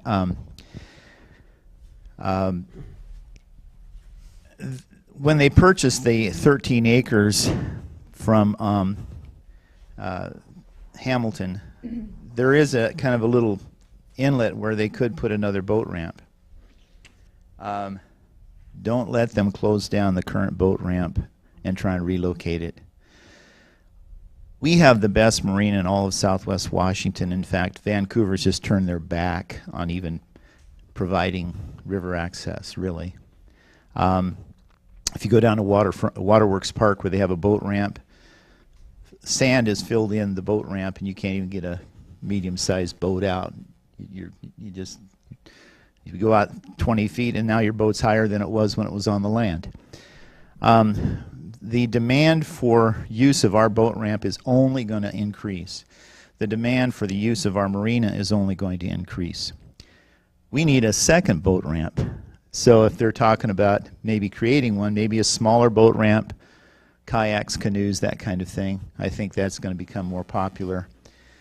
And I'm glad they bought the upriver land, because that's the last deep water part on the river where you can put a marina, so they can extend the marina upriver. If they need more slips, there's 360 slips down there right now. And we will need to add more. So, thank you. Roger, actually Joyce and Jennifer and I just returned from a week-long annual conference of the Association of Washington Cities, which is this year was in Kennewick. I'm like you, I'm always trying to promote Washougal, and I was intrigued. You throw it up against the wall and some of it sticks and some of it slides off. The things that tended to stick for the people who understand the meaning of the phrase is you tell them donation land claim number 1 in the territory of the state in the territory of Washington is right here. But then, of course, the other thing is Pendleton. You say, come to that traffic light, make a right turn, and look right there, and it's the Pendleton Outlet Store. And everybody thinks that Pendleton Woolen Mills is in Pendleton, Oregon. Wrong. it's in Washougal, and you really need to come here. And those are the two things that got the most traction as I was going around kind of talking to people about they should come to Washougal. The other thing to say is, if you want to see an absolutely fabulous port development, the city of Richland, what is it, 182 is the interstate that goes across from Kennewick, Richland to Pasco. Just upstream from there begins what they call Marina Park. They have an Anthony Seafood restaurant that overlooks their launch ramps. They have a beautiful launch ramp with parklands and a 4-mile, they call it the Sacagawea Trail, with interpretive signs all along there. It's a beautifully done project. If you ever get a chance to get out to Richland, take a look at that. It will give you some good ideas. Certainly has me. I was out there 8 years ago for a Watchable Wildlife Conference, which was before we had our Steigerwald development, and I was trying to think about what can we do in Washougal to do, and that was one of the things that came up, is watchable wildlife. I've seen that park grow over the past 8 years, and they've done a remarkable job. So if you get a chance, go down there and go to also Amon Park, which is a City of Richland park that is in some ways roughly parallel to our Captain Clark Park. They do have some city building. For instance, their Parks and Rec building and community center is down there on the river in the park. But I know both of us are always thinking about how can we make this work. So thank you. Harvey, did you have one last? Yeah, just a little thought following up on Roger's comment about, thank you, about the slips or advertising in the Best Western for businesses in Washougal. In the last 14 years, I've traveled extensively around the country and Europe, and I have found in most hotels, motels you stay in, you have little slips there advertising local businesses. And I'm suggesting a follow-up on that is coordinating with the Best Western and with the local businesses, Pendleton, anybody else that could put a little slip in there saying, hey, come up to our business, we'll give you 10% off or whatever. And I think that once people see those, I know I always grab a bunch and we go to those places. Because, hey, I'm a fiscal conservative, and if I can save a buck, I will save a buck. So that's a very good suggestion. I wish I'd thought of it first. And it just requires cooperation by the city, Best Western, and the businesses in Washougal. We don't want to advertise Camas.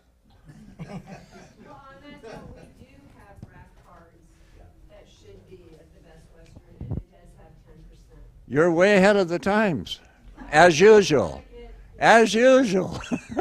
But Harvey, you have to go to the Best Western to get one of those to go to Pendleton. I just go to Pendleton, period.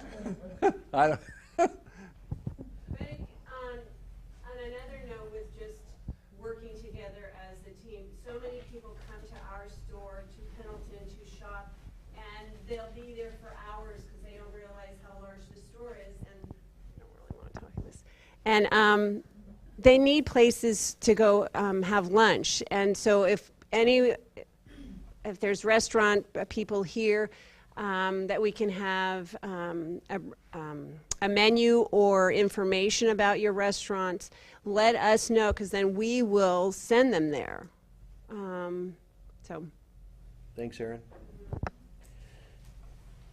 We're going to wrap up real quick on this one. I don't want to cut you off, but we've got a whole nother set of things. But Roger, real quick, and I know that's tough for you. But Rob at the Puffin asked me to put together a little history of Parkers, because people come to the restaurant from all over and they go, what is the history of this place? And so I was happy to do that for him. And I don't know if he's published it yet, but that was just something he asked for. Joe, is it a quick one? Is it on events? Is it on tourism?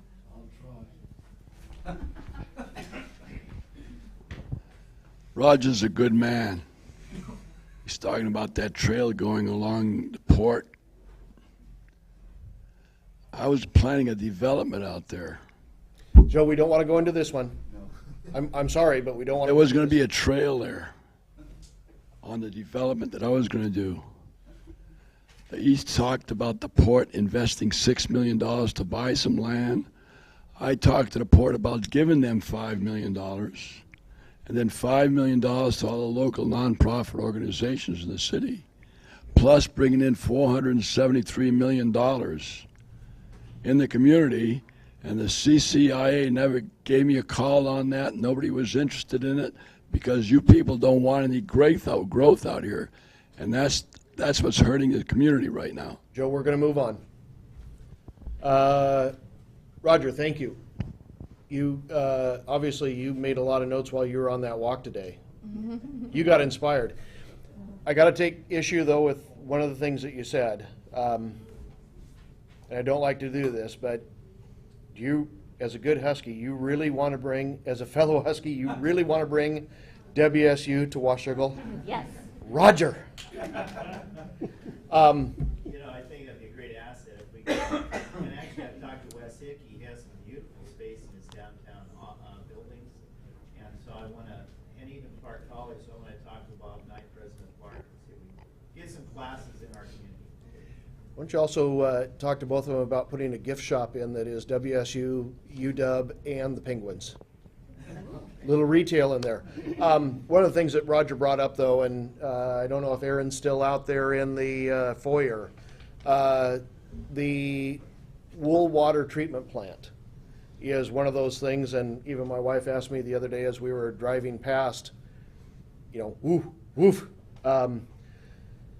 The city is working with Pendleton, and I think the ball's back in Charlie's court right now to actually decommission that facility and make the arrangements for all of that wastewater to go into our treatment facility, which frankly, we need a lot of what's in there in ours now so that we quit adding stuff that we've got to add to it, which will do two things. One, that smell will go away. Actually, it'll do three things. That smell will go away, especially on the hottest days. Pendleton will save an ungodly amount of money, but it also opens all of that 25, 26 acres up for redevelopment for port properties as well. So hopefully we're getting close to being able to make that changeover, and then Ecologies, I know, has asked Pendleton to, and they've just renewed their permits, to make sure and not do anything with that other than to mothball it for a year to make sure that that system works the way it is intended to work, and our impact is the way that we all believe it is, and if not, they'll go back to it, but we're all fully expecting that that'll be a final change to that. So that will be a neat one. And that's been a project of years, as you might imagine. Thank you all for your information and input on events and tourism. Don't hesitate to continue to send us information, thoughts as you've got them. I think the short answer is we want to try and do as much as we can, and hey, if you've got ideas that, you know, the state may be against or fisheries may be against, don't hesitate to send those either, because it does not hurt us to go ask the questions again and to try and work with folks to get a yes answer instead of a no answer. So, David, change in government. Do you want to give us a quick 2 or 3 minute on where we are on that and what the topic entails? Do you want to take a 2-minute break or keep going? We can. I could use a 30-second break. Let's go for it. Creek. I know.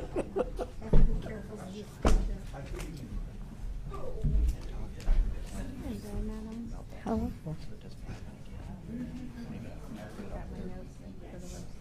Good luck. Good luck. Kevin marches to his own drum. Today is the first time, today is the first time I have seen that. Would you go with me or no?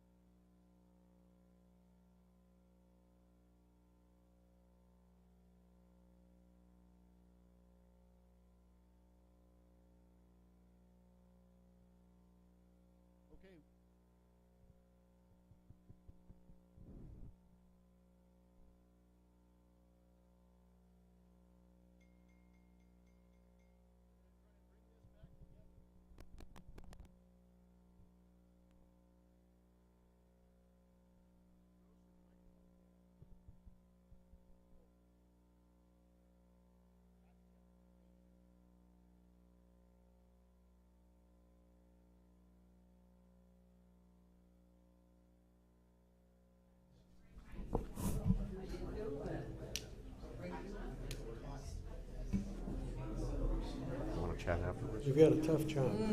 Oh, no, this is easy stuff. Thank you, I appreciate that.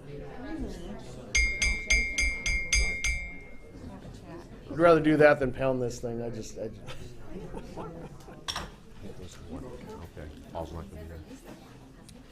Twice.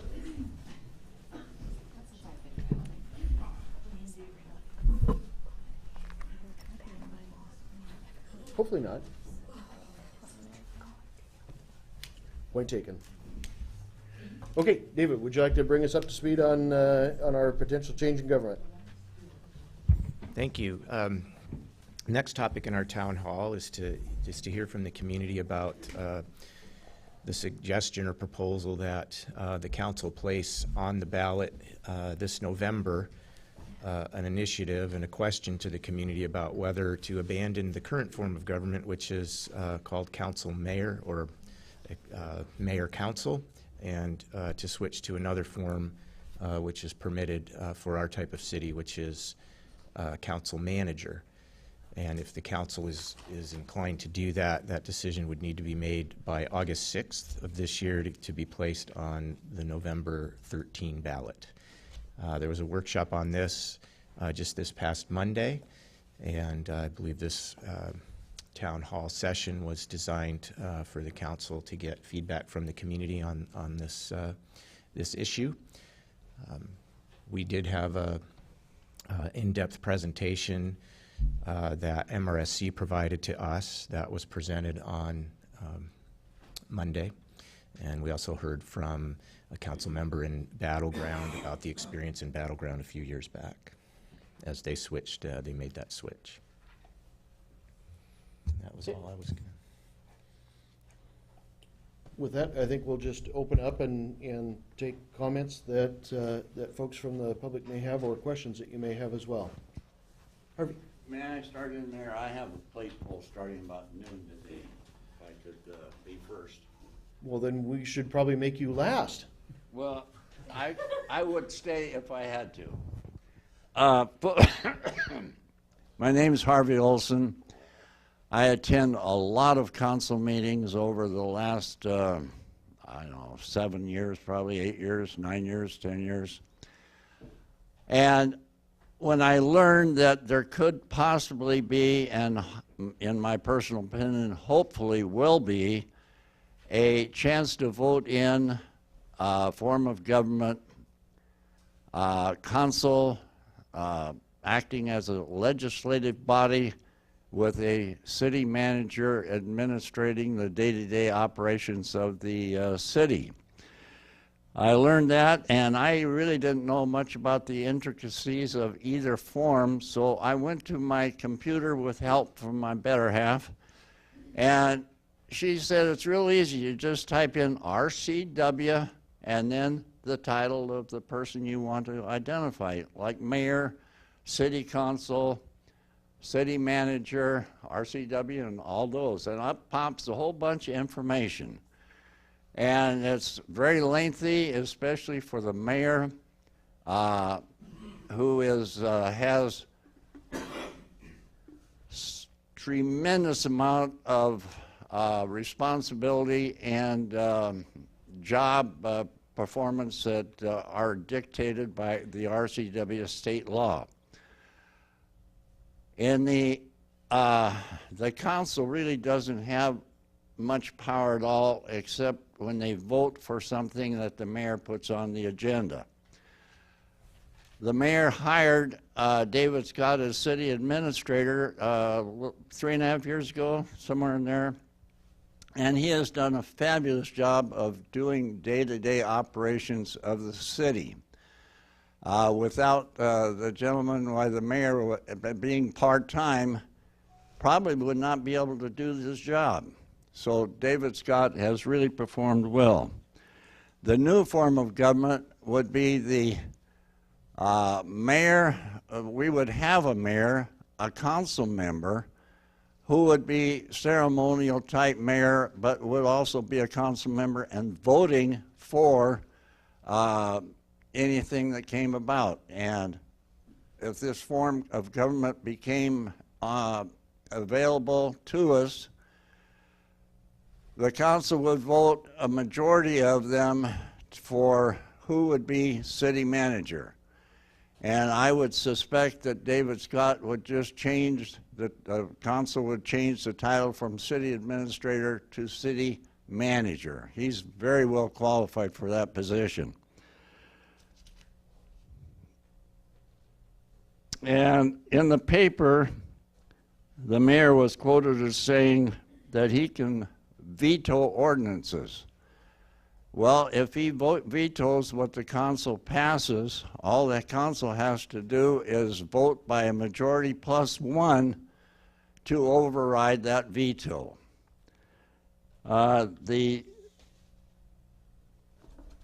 Let's one more little quickie here, Mr. Mayor, and then I'm done. It's hard to get this apart. I think it's time that the city goes to this new form of government, be more responsive to the public, and you've got to remember that the council is a cross-section of all political beliefs in this city. The mayor, being an elected official, you only have one political philosophy. I've been here with 3 mayors. They all have had a little bit different philosophies on what the direction of the city to go to. The present mayor is the same as the previous one and the one. They all have their good points and they all have their not so good points. I like the mayor personally, even if he's bald now, but I still like him as a person. Some of the things he's done as mayor I find objectionable, but that's the way it goes with politics. Not everybody is perfect, like, well, there isn't anybody in here that's perfect. Thank you, Mr. Mayor, for the extra minute and a half. I appreciate it. Thanks, Harvey. Anyone else that would like to comment? Anyone else that would like to speak up? Kathy. I'm not going to comment on this style of government. I'm going to comment on the process of people. I think there's a lot of system backlash that's gone back and forth the last many years, like Harvey was saying, the last 8, 9 years. That concerns me. I want to see unification. I don't care how you get there. But I don't want to see the backlash go on back and forth. I like the diversity. I like the conversation. I'm bothered there aren't more people here to participate in this. It's really critical. But thanks for talking about it and for bringing it up. Thanks, Kathy.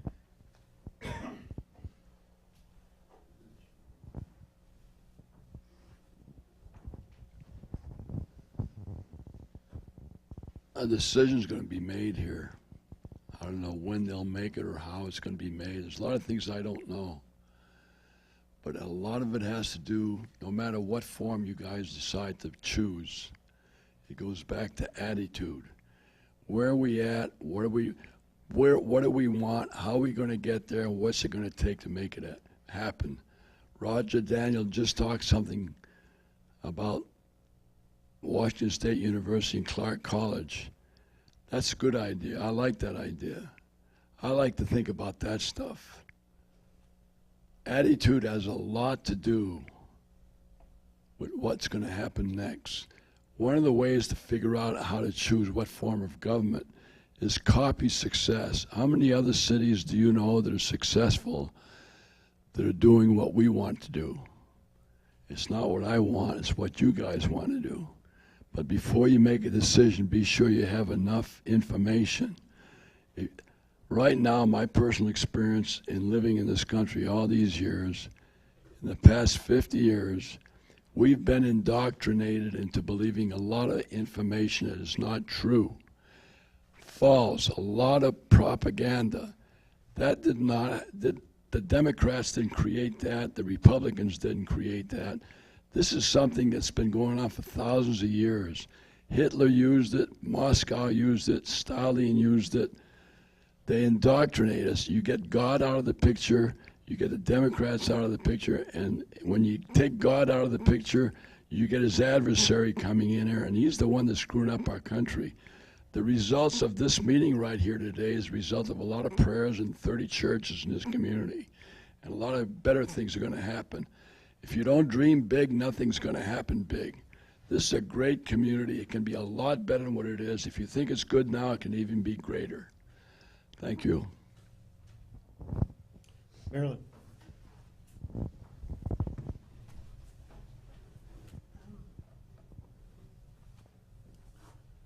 Oh, sorry, yeah. This could be complicated. Representatives, council people, whatever you want to be, Joyce and Jennifer have written a letter to the editor, which I thought was very, very interesting. And there were a couple of points that I wanted to bring out. First of all, they say, Washougal is a city with a $36 million budget, and they refer to a part-time political mayor. But we don't have a part-time political mayor. We have Jennifer. And Jennifer is a very, what will I say? She's pretty good at her job. Let me put it that way. And I would feel just fine knowing that whatever our present mayor decided, that Jennifer would tell him it was a good or bad idea. And I think she's done that on more than one occasion. So they refer to, and the idea that we would have a new mayor every time we turn around distresses me, because continuity just isn't there. I'm not as organized as I ought to be.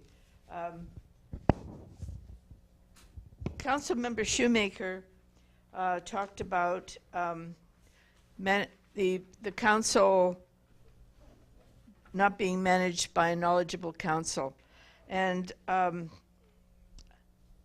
when we have an election, should we have the what is it called, weak mayor, manager, whatever you call it, form of government?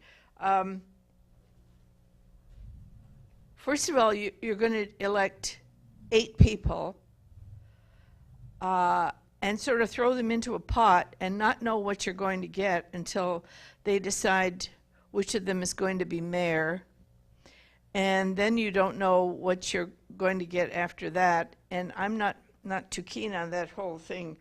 The idea of, for example, that I'm not impressed with is the fact that the CTRAN representative was poorly chosen, first of all, because of the obvious support from someone whose ideas are not what many people support, and secondly, that Camas is up in arms because they want to get rid of this person. It was a very bad choice, apparently.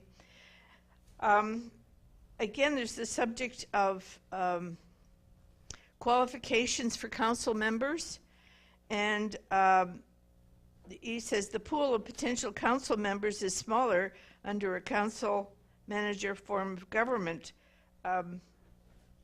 I really feel strongly that we have a mayor or in whom I have confidence, and I know that this is also for the future.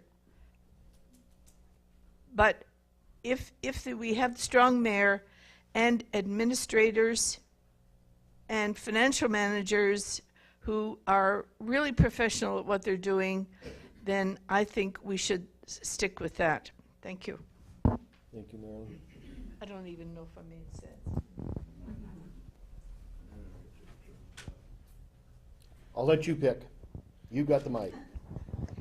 I agree. Basically, I think we have elected officials, and that's our working system. Getting people in, having them appointed, I'm not really in favor of that. I think people can take advantage of that too much. When we've got Yep. Bill, if you could. Bill Durgan, Washougal. And that's, I enjoy myself the right to vote for people, as opposed to having people appointed. So I can come and talk to all you people. If I'm unhappy with what he's doing, I can come and talk to you about it. I don't have to even go talk to him, because I'll let you know when I don't like what he's doing. And then it's pretty much balls in your court, rather than I have to go talk to him and him make a decision of what to tell counselors. I'd rather address you folks, and that's just the way I feel about it. Thanks, Bill. A question. Yeah? How do you think that would change under the council manager form of government? How do I think that would change? Yeah. Well, I'd just rather have an elected official than an appointed. Isn't that what that would be, as an appointed official? He's already got the job. He was saying he could just be title changed. I didn't really say, he might be a great city administrator. Do I want him to manage the city as well? But he's not elected now. The council would be elected under both systems. Mm-hmm. And the mayor would, under the council manager system, the mayor would be chosen from among the council members So it would rotate? by the council. Why rotate it? I don't think they'd have to set up, the council would have to set up rules on how they're gonna do that. Would it be a year term, which is what? So then you could have now. and you could have a bunch of meetings, spend a bunch of your time trying to decide that when you've already got a system that I think works. Okay, and I'm just trying to get a feel for how what your objection is here. Because under both systems, the mayor is, And you'd have a rotating mayor. That's the part that I don't like. Why have it rotate when you can have one person in there the whole term? you can set it up to rotate it every 4 years if you want. Is that what you're talking about? A council member being appointed to that every 4 years? I don't think the council's talked about that or even thought about it. Okay. May I comment? Nope. Harvey, I'm gonna let Mitch go through and. The RCW, everybody. Harvey, thanks. Yes. My objection is I like the way it works right now. So I don't see why to change it. And then you're going to have it, what you are saying is a rotating system. And I don't want a different person telling me how I'm going to do my job or what I'm going to be doing every few weeks. You want to change that every few months or every 4 years? What? Well, actually, it's the council that directs the city manager. Yeah. But you're going to rotate that council, who somebody in that council is going to change to be appointed the mayor for a term of. That's true. It's the council as a whole that directs. Okay. It's not the appointed mayor from among the council that directs the. So there is an appointed mayor among the council. Yes. And that would rotate? Yes, but he doesn't direct the manager. Okay. Again, what I was saying is I disagree with a person being appointed by the council to be the mayor. I'd also disagree with that rotating. I think you're confusing the mayor of today with the mayor of the council manager system. Under the council manager system, the mayor does not supervise the council, does not supervise the city manager. The council as a whole does that. Mm-hmm. Which is why I wrote the article about the change in the qualifications for council members. And we've had the benefit as a group of working under a strong mayor system where those of us who didn't have those qualifications initially acquired them. Yeah. Because we had a strong mayor who was supervising the city administrator. If we go to a council manager form of government, then the council members need to come with those skills, with that skill set, because on day one, they are supervising the new city manager. Something we do not do at the moment. Yeah. That's I'll read up on this some more. Right now I'm still in favor of the government here, local government, the way it works at this time. Let's go ahead. Council members, if you could make notes. Again, the town hall meetings is to try and hear from them. We'll come back. Excuse me, there is a video. I think there's confusion. It seems to me we had a video, the MRSC video, that would perhaps explain some of this before we get too far into it. MRC, I don't believe MRC has a video. There is an ICMA video that I did receive an email that has a link to an ICMA video that was prepared for the Pro City Manager group in Bainbridge Island a few years ago when they had a campaign. Would that explain the differences of the two systems so that's there? We actually have the municipal research stuff is on the table just outside that has all the slides and everything that went through. I'm gathering confusion here. You won't. This is alphabet soup here. MRSC is a Municipal Research Services Center, which is funded half by the state of Washington and half by the Association of Washington Cities. It is a research center which provides information on all kinds of municipal issues. It's a fabulous service. ICMA is the International City Managers Association.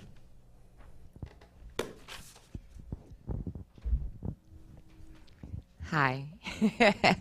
I know you all know that are sitting up there where I stand on this. I believe in the system. Name, please. Angard. Anyway, I believe in the system that we have.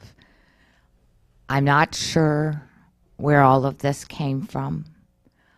I think it's good as Washougal grows and down the road, and the council works on all the different aspects of a city manager system, who would do what, how you would do it. Because quite frankly, it's not just, oh, I'm going to go out and vote tomorrow, change the system, and then what?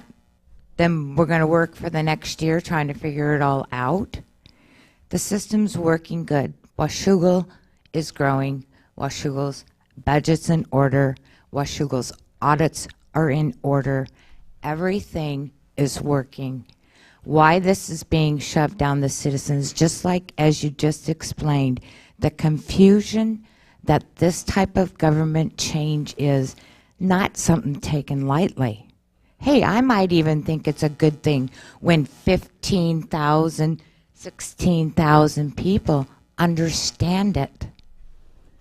But when you get 10, 15 people at a time between your workshops and your open houses, and they get a chance to hear for the first time what something's about, it is not an easy thing to understand. It's not easy to follow. Just like Dave, your comments that you made in the paper make complete sense to me. But I come here all the time. I hear everything all the time. My neighbors, they don't come here, but they ask the question, they go, I try and explain it to them. I try and help them understand the difference between the two. My philosophy to them is this: you vote in a mayor, you vote in council people, you change your form of government.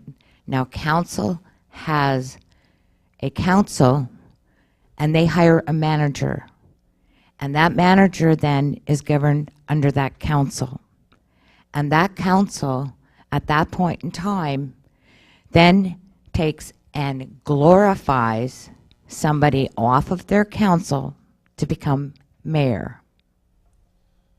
And if that's something the folks of Washougal want to do, so be it. But quite frankly, having somebody and having our council people be out there with the public, be out there venturing the libraries, venturing the things that Jennifer does, and all of the wonderful things she does, getting involved in things, to me, that's what our council needs to do. The mayor needs to do what he does, and that's to make sure that the city's running well, audits are going clean, and he's bringing in new business.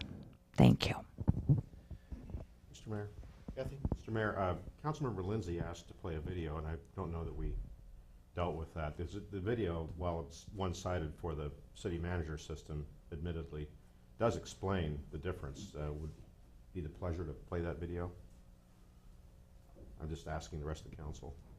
I'd like to hear. I'd like to show it in the room. It's a very small group of folks, but we might as well play it. It's very short. I think it's only a couple minutes Question. long.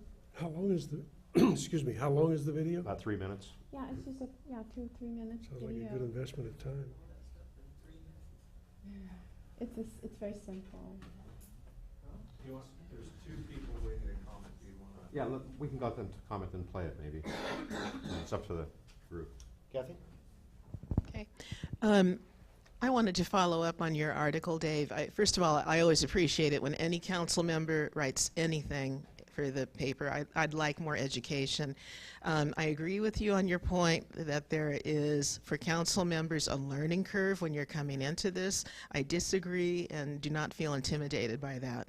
Most of the leadership positions that I've ended up in, and there's a lot of them, I got there for one set of skills and I had to learn a whole nother set by the seat of my pants. And I've taken the time to try and get to know most of the council members the last number of years. Every single one of the people I've met has been dedicated and thrown in an enormous amount of time and resources. I trust that, I count on that. So I'm not overwhelmed at all by that learning curve. And the concern I had about the article would that it could intimidate or frighten people away, like Annie's point. Annie comes much more regularly than I do. I try and keep up. It's mostly at home. I think we're political animals and try and stay informed. We are not the majority at all. And so I worried that that article would actually intimidate potential heartfelt Washougal citizens who could really dedicate a set of skills that is not up there at that council now. So that was my concern. May I comment? If we could, again, we've got until noon. Let's try and do what we were trying to do and get to the folks here. This might be very quick, but was there an event that triggered this process or this discussion? Yeah, it seems to me if it ain't broke, don't fix it. I don't know if any council members have an answer to that. We have searched internally at a staff level, and we don't know of any event that would have started the discussion. So, Harvey? Make just a real short comment or two, and then I'm out of here. There's been a little misconception as to if we go to a council manager form of government, yes, we would have a mayor, but he would not have any administrative duties or responsibilities. He would just be a council member. And it wouldn't be a rotating thing. It would be somebody elected by the other 6 members of the council. Also, you have to remember the mayor is the one that appoints the city administrator. If the citizens are unhappy with the way the government is being run in this city, you have to wait for 4 years for a new mayor, hopefully, who will then unappoint the city administrator and get one in that would be more responsive. Under a council manager form of government, every 2 years, you would have the opportunity to change the direction of the city government because you have 3 council members coming up for election this year. 2 years from now, you'll have 4 of them coming up for election. So you would have the opportunity to change the direction by voting in new council members, a legislative form of government, and that way the people could have a lot more say in the direction the city would go to. We would still have a mayor, but he would just chair the council meetings and be a ceremonial type person, greeting dignitaries or whatever the function might be. That would be his function as mayor. He would not have control over any function of the city. Thank you. Harvey, the one piece you had in there that's incorrect, if the city administrator isn't doing his job or isn't supported or whatever it happened to be, the mayor can remove him with a moment's notice.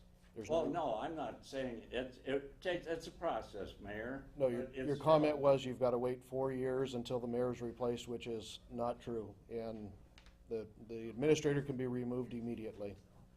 Well, They're not doing their job, they're not doing their job, except to the pleasure of the mayor itself. Who would remove him? The mayor. Correct? That's it. Correct. But that's just one person. Otherwise, you'd have the full council. If they lost the city manager, the full council with a majority could remove the city manager. It would be 4 instead of 1. Yeah, not the full council, 4 of them. Yeah. Yep. So I would rather Ready? put my faith in the 4 people than the 1 person, because, anyway, I'm real late. I appreciate the time, sir, and people.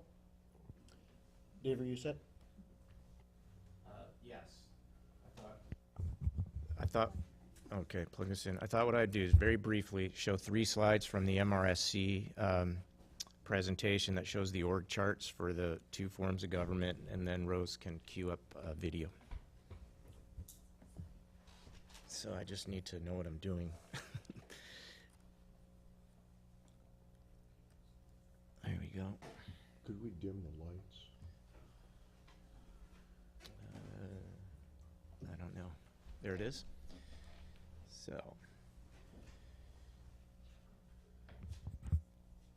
So this is our current form.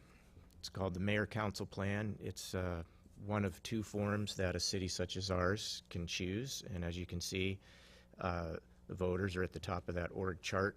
And then there are elections of an executive, the mayor, who is the chief executive officer of the community. And then there's a legislative branch, the council. And then you can see the detail of the executive branch where the mayor supervises the various departments. That's the basic form of mayor council. There's a form that's fairly popular as cities get a little larger and more complex. At the top of the chart, you see the voters still there. You see the mayor as the executive. You see the council as the legislative branch. There's the introduction of a city administrator. They're called other things in other communities. It's really a chief operating officer. It's an appointed official. And the mayor still continues to be the executive, overseeing the departments through and in partnership with a city administrator. So that's the current form. This is what we have right now. The next slide shows the other form of government that's available to communities like ours. And you have the voters, again, electing a council, which is legislative. The council appoints a city manager who then appoints and directs the department heads. There's very detailed explanation in both forms about what the duties of everyone are that are involved. So just real quick, this is what we currently have. Statute is very clear about the roles and responsibilities there. City administrator is not mentioned in the statute. It's not a creature of the statute. It's a position that city governments create. And then this is the form that is possible as an alternative in the community. And again, the statutes are very clear about all the roles and responsibilities there. Then there is a video. Dave, before you go to the video, one of the questions I had is, we haven't talked about much, is the prohibition on council interfering with the city manager and his administration of the city. Would you like to talk a little about that? There's a statutory provision. I could pull it up. I don't have it in front of me. I think the title of the section of the statute is non-interference. And basically what it says is that the council cannot interfere with the city manager's administration of the city. There's an exception to that. I think it's at the beginning of the sentence. It says, except for the purpose of inquiry. And I think the basic premise of that provision in the statute is for the administration to be handled through the manager, and that the council would not bring to bear pressure or influence around the appointment or removal of any of the department heads or any of the staff. I believe that is the design. It's I think, foundational to that form of government. I'm sure that in the various communities that deploy that form of government, there are understandings and expectations about how everybody communicates, but that is in the statute. Can I make another comment? That is also currently how we operate here as well. The council doesn't give the city administrator directives as far as staffing and so on and so forth. Those directives come from the mayor. That's correct. It comes from the mayor. There is no... What would change in that respect? Nothing changes in that respect, and I'm not sure why in the mayor-council form of government the statute doesn't mention anything like that. I think the way it deals with it is it prescribes the powers and duties of the legislative branch as a council, and so you have that, and then it describes the powers and duties of the executive, and it describes that, and you take those together and you kind of get to the same place. In mayor-council, our current form, the council does have somewhat of a role, if you would, in some positions where confirmation of an appointment is required by the council. In the council manager form, that's not the case. Unless you move to a charter, cities can pass a charter and become a charter city, and therein you can prescribe some different things depending on how you would do that. There are a few examples of charter cities in the state. But day to day here, the way that we operate is, you know, the executive and the administrative direction comes through the mayor, and the council provides policy direction through your decisions, and then we implement that policy direction. So it's a subtlety, I think.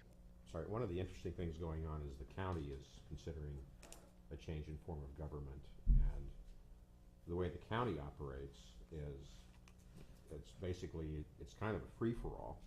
All three commissioners can go and direct staff to do things. And there's no prohibition of interference, and they have executive and legislative authority invested in the county commissioners, and even quasi-judicial authority on some appeals. So it's a very powerful job, and what the county is doing is quite a bit different than what the considerations we have, because they basically are going from they're considering going from a three-mayor system to either county executive or a county manager system. And setting up a charter. And setting up and doing it through a charter process. You have to do it through a charter process if you're a county. Right. Can the city do a charter? Could we do a charter? We could. Yes, it's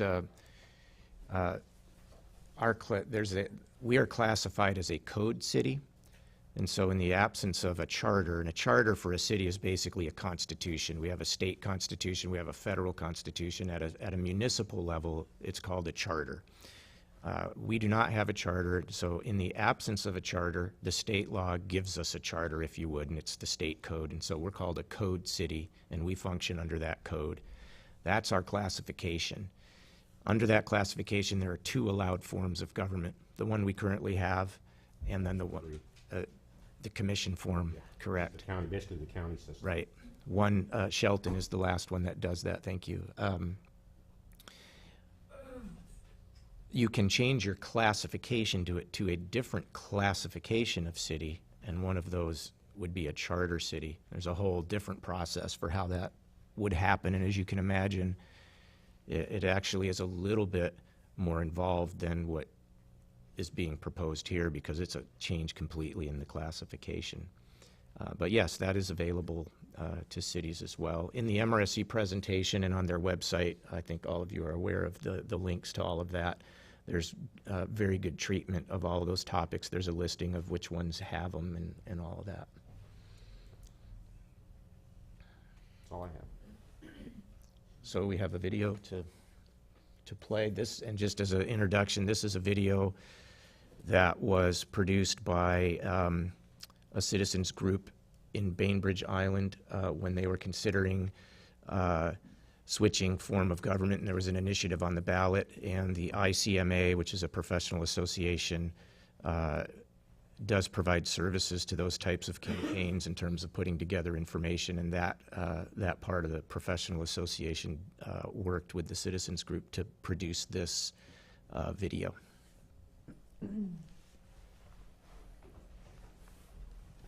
Angry politics, poor financial management, decaying roads. Our city government isn't working very well. The main issue is performance accountability.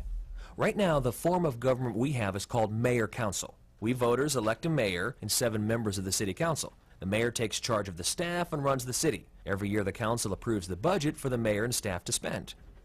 Here's the accountability flaw. The mayor answers to the voters. The council answers to the voters. But the mayor does not have to carry out policy or actually do what the council agrees on. There is no performance accountability. They need to work together to make the city effective. But instead, this system sets up a finger-pointing blame cycle. Both sides blame each other and appeal to the voters. There's no effective way for them to work it out because accountability is running in two circles, like this. The voters can change the players, true, but it's a long time between elections. In the meantime, the staff gets frustrated by on-again, off-again decisions, city services suffer, and voters can't do much about it between elections. The structure creates and sustains conflict. But it doesn't have to be this way. On May 19th, we can choose the council manager form. It looks like this. We elect 7 members to the city council, just like we do now. The council hires a professional city manager to manage the staff to run the city. Look at how accountability works with council manager. The council approves the budget and the city manager spends the money. But in this system, the city manager has to answer directly to the council on a regular basis. His job is on the line. If something isn't working, his motivation is to identify the problem and fix it as fast as possible. In mayor-council, if something isn't working, there's a very natural tendency to try to wall off information, to not talk about problems and hope that things get better before the next election. Why not? The structure encourages the mayor and staff to avoid questions and selectively filter or emphasize information because they have limited accountability. But in council manager, the structure changes the motivations. The city manager has to explain what his staff is doing in a consistent manner on a regular basis. Staff loyalties are aligned through him to the council. The council can make consensus decisions and monitor the city manager's implementation. When the voters are concerned about the way city affairs are being conducted, they know exactly where to direct their feedback. In council manager, the voters can put pressure on the council. They direct the city manager to make changes. He does so because the council is his boss. Over here in mayor-council, where is the feedback point? The mayor and staff blame the council blames the mayor. The staff answers to the mayor, so they protect their side by trying to control any information that might reflect poorly on city performance. All of the motivations line up to make people defend their turf, and the voters can't get clear answers because of all the finger-pointing. So in its most basic description, we can see the key benefits of council manager: more accountability, better information flow, professional management. Now we still need a mayor, but not to manage the staff. The mayor's job is to provide political leadership and watch out for the city's interest in the wider political community, county, state, federal. Under council manager, this job gets assigned to one of the members of the council. We elect the council, they choose one of their number to be mayor, but the mayor is only one vote on the council, which pretty much eliminates the turf wars and encourages consensus. So that's council manager versus mayor-council from the voter perspective. Council manager is clearly the better choice, more efficient, more accountable, more responsive to the citizens. Council manager is the most common form of government for cities our size because council manager works better. On May 19th, vote yes for council manager. Paid for by Vote Council Manager 09.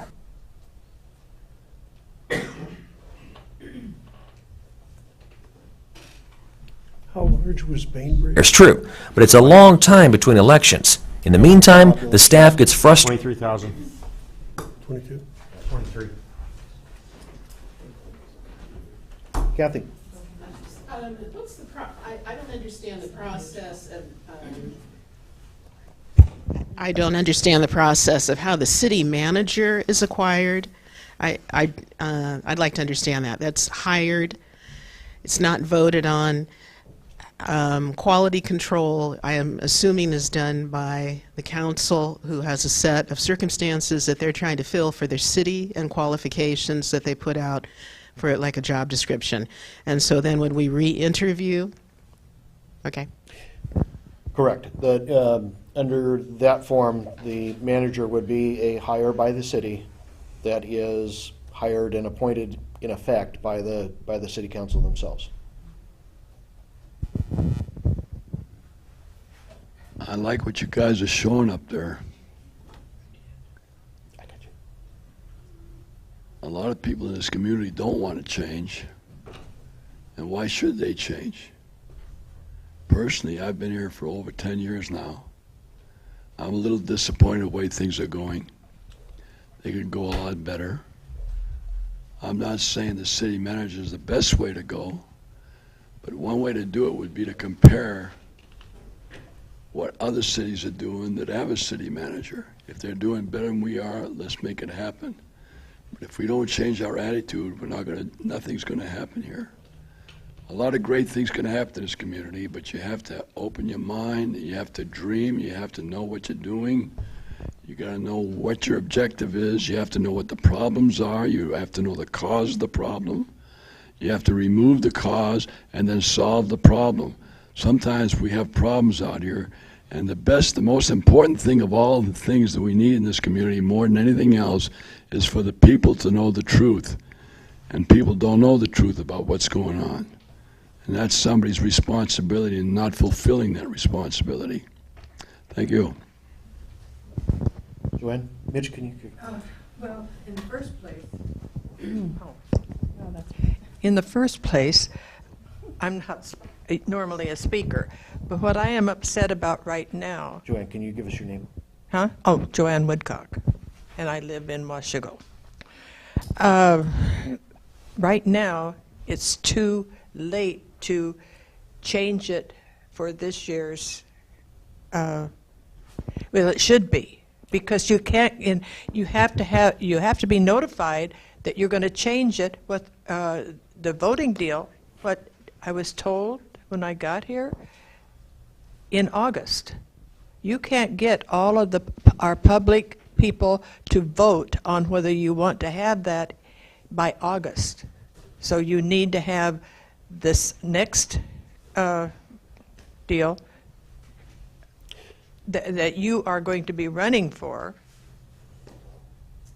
You're going to have to be running for the next 4 years. We can't do it before then.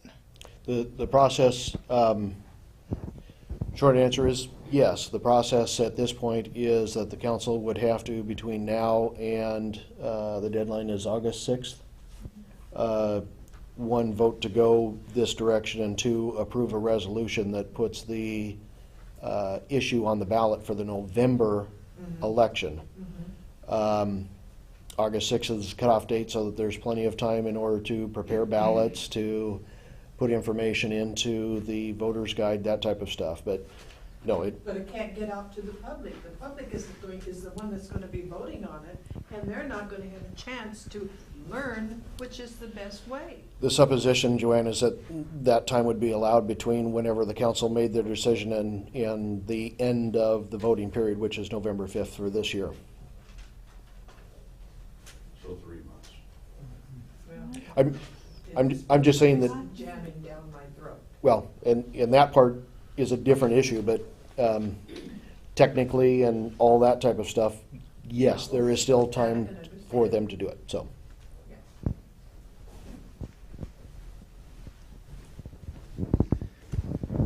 Bill Durgan again. Again, I see you're showing the ad from a town that somebody had their ad there. They were in favor of it, and that's what they wanted. Could we see the one against?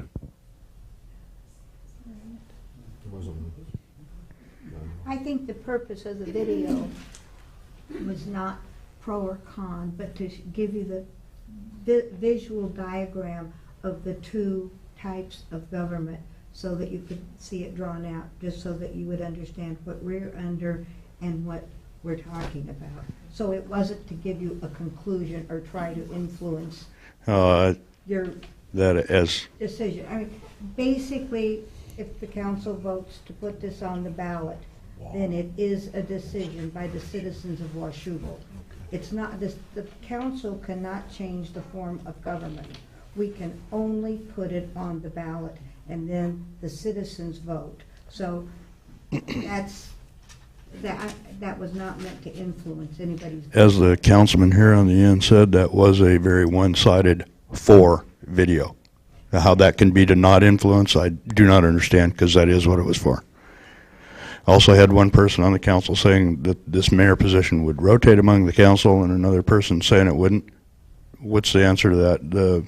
Yet to be determined if the voters chose to change the form of government, then the council would be basically enlisted to form the rules of How, well, and I think part of that has to be done in order for, maybe not, in time for the resolution to put that in there.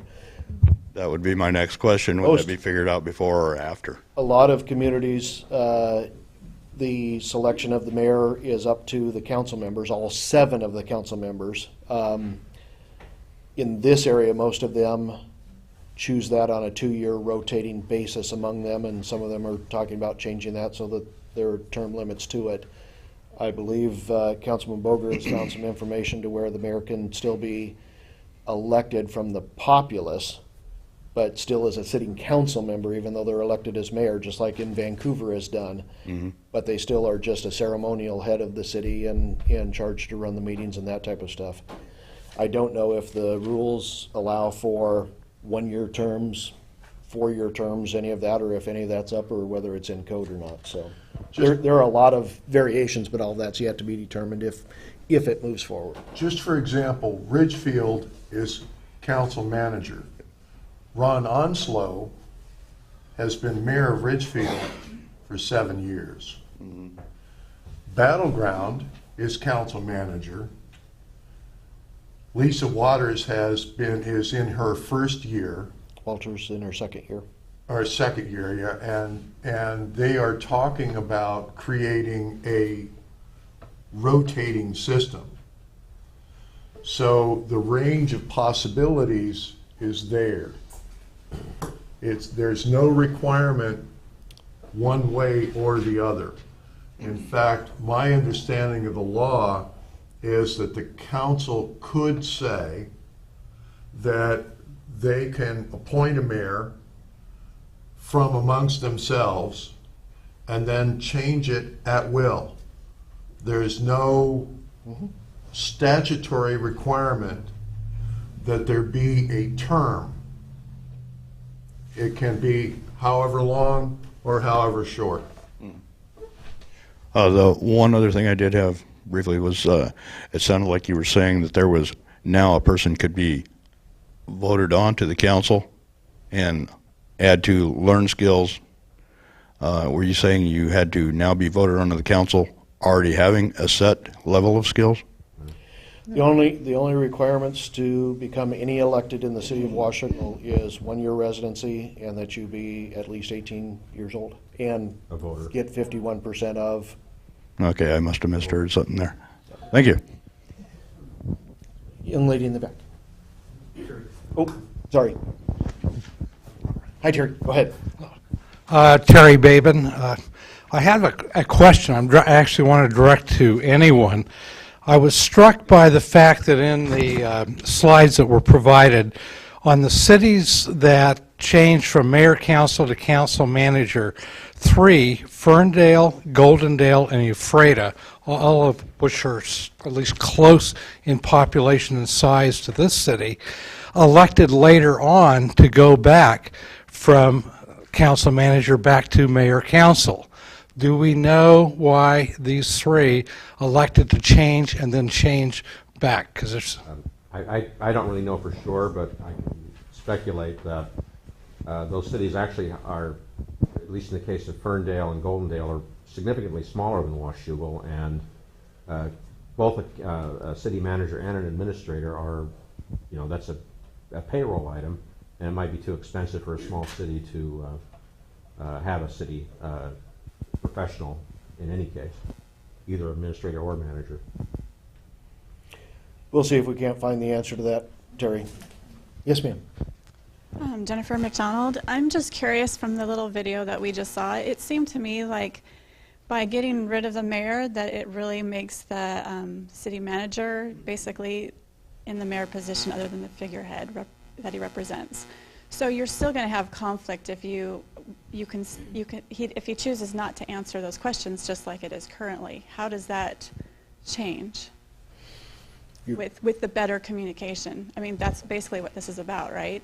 Being able to have the staff feel okay to talk to the council or getting that information through. So I'd like to know how that would change. Yeah, I know that's in one portion of some information for that. That's one of the I guess, issues that's out there right now is that council are not allowed to talk with staff or staff to council, which to a degree is incorrect. Our council, since I took office in January 2010, our council have been instructed and invited to at any time engage with any of the senior management within the city. Myself, the city administrator, our department heads, and our middle managers. The department heads and middle managers and the city administrator as well, unfortunately under the previous administration, were forbidden from talking directly to any of the council members. And on January 1, 2010, all of that went away. They are more than welcome to do that. And on occasions, I have even encouraged department heads and middle managers to publicly with council disagree with what my personal interest would be on an issue. So the communication is still currently there to a degree. Well, I'm sorry, just one more thing. I just am curious also, because I know Battleground has this situation where they have a manager, and they had problems several years ago with their manager. I mean, I'm sure you guys all remember it, and I remember it being very disruptive to their police department and their chief and whatnot. And it caused a lot of problems where the council couldn't remove the manager. They weren't happy with the choices that he was making, or she, and they could not do anything for some time. They had to wait for his, I'm not sure exactly, I can't remember the details of it, but I do remember that there was a problem, and they could not do anything about the situation, and they had to just wait. So I'm just curious how it would make it better. I mean, if the person can still do what they want to do. Is there something in their contract? I mean, I'm not opposed one way or the other, but I would definitely like to have more information as to how this is going to affect us all. They could have removed him at any time. He probably had a contract that made it expensive to remove him.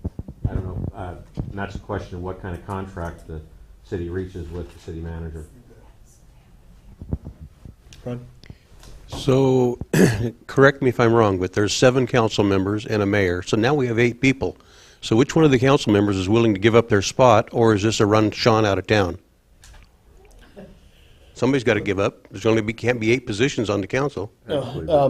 Technically, what would, you can run me out of town? No, no, no. Oh, listen. No. Technically, our understanding through municipal research, the way the process would happen now, if the item is put on the ballot in November, and if the issue is approved by the voters, and Joanne's correct, this year we also have a contested race, myself and Earl, on that same ballot for the mayor's race. Whoever, excuse me, if the issue passes, and if, sorry Earl, if I defeat you, I become an 8th council member until December 31, as soon as the vote is certified. So not election day, not the next day, but when the certification is done. If the vote is on the ballot and passes, and Earl defeats me, I still become an 8th council member until December 31. Earl never takes office. And after December, starting January 1, 2014, there would be 7 council members. So that's where the reduction happens and how it's set to happen. Just to comment, this is not about personalities. It's not about running anybody out of town. This is about a discussion about the form of government for the city of Washougal. Let's keep it on that level, please. Let's not descend into personalities. How do you end up with 7? And that's what I was asking. Joyce, go ahead.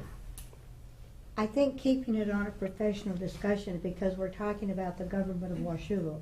And those of us that have lived here, we have seen we've seen various mayors, various council members, and various results of this. The impetus that I felt in the beginning after a workshop I had attended was talking about more cities are successful if they're stable. And in 105 years of Washougal history, you've had 1 2-term mayor. The rest have been 4 years or less. That is not stability. I didn't even go into the stability of council members, But I would assume, Rod, you were our longest-serving council member, and Rod was on there 16 years, if I'm correct. So this is not about the mayor now, or the mayor we had, or the next mayor. This is talking about long-term stability and growth for our community. Developers need economic stability. They don't need what we had a few years ago. We need to I feel that we need to bring this community forward. We now have enough money to hire a city administrator. So a lot of very small cities, the mayor system works because they can't afford to hire anybody. So you get a part-time mayor, which in our case is a qualified person, but he has to keep a job to be mayor. You can't be a mayor on $2,000 a month and be here full-time and still hold a full-time job. I am not thinking about a personality. I am thinking about a system of government that can be stable and accountable for Washougal to grow. Because we are going to grow, we are going to have another boom. This is going to happen. It needs to be a long-term vision. And we've watched Camas. The long-term vision was Nan Hendrickson and Lloyd Halverson. Lloyd just retired after 27 years with the city. He understood how to keep that city stable and moving in the same direction. We see in our community every few years a different philosophy, a different push, something happens. So people change. Department heads, you're going this way, and I'll say, oops, nope, we aren't going to do it that way anymore. We're going to do it another way. So you see constant instability in the basic system. That's why I felt that this was important to bring forward to the people of Washougal to vote on, and it has nothing to do with the mayor or with our city administrator or with the staff. I am talking about a concept of government where Washougal, we are the gateway to the gorge. We are a wonderful opportunity here, and we can lose it in a vote. And we have had unqualified mayors and we have had unqualified council members. There is no reason to think that that can't happen again. But if you have a stability through a city administrator, manager that can keep the thread going, that's where I'm coming from on this. I hope I didn't talk too long.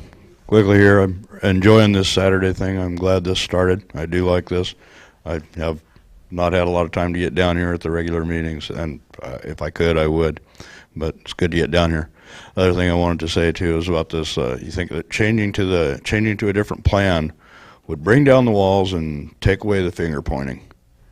And I've seen a lot of systems, a lot of places, and by changing a system, you're not suddenly going to make everybody 100% honest.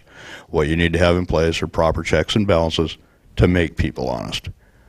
This changing a system isn't going to break down a wall and stop finger pointing. That's not going to happen. It's up to the city government to make it where that is not necessary. And thanks, I got to go. Thanks, Bill.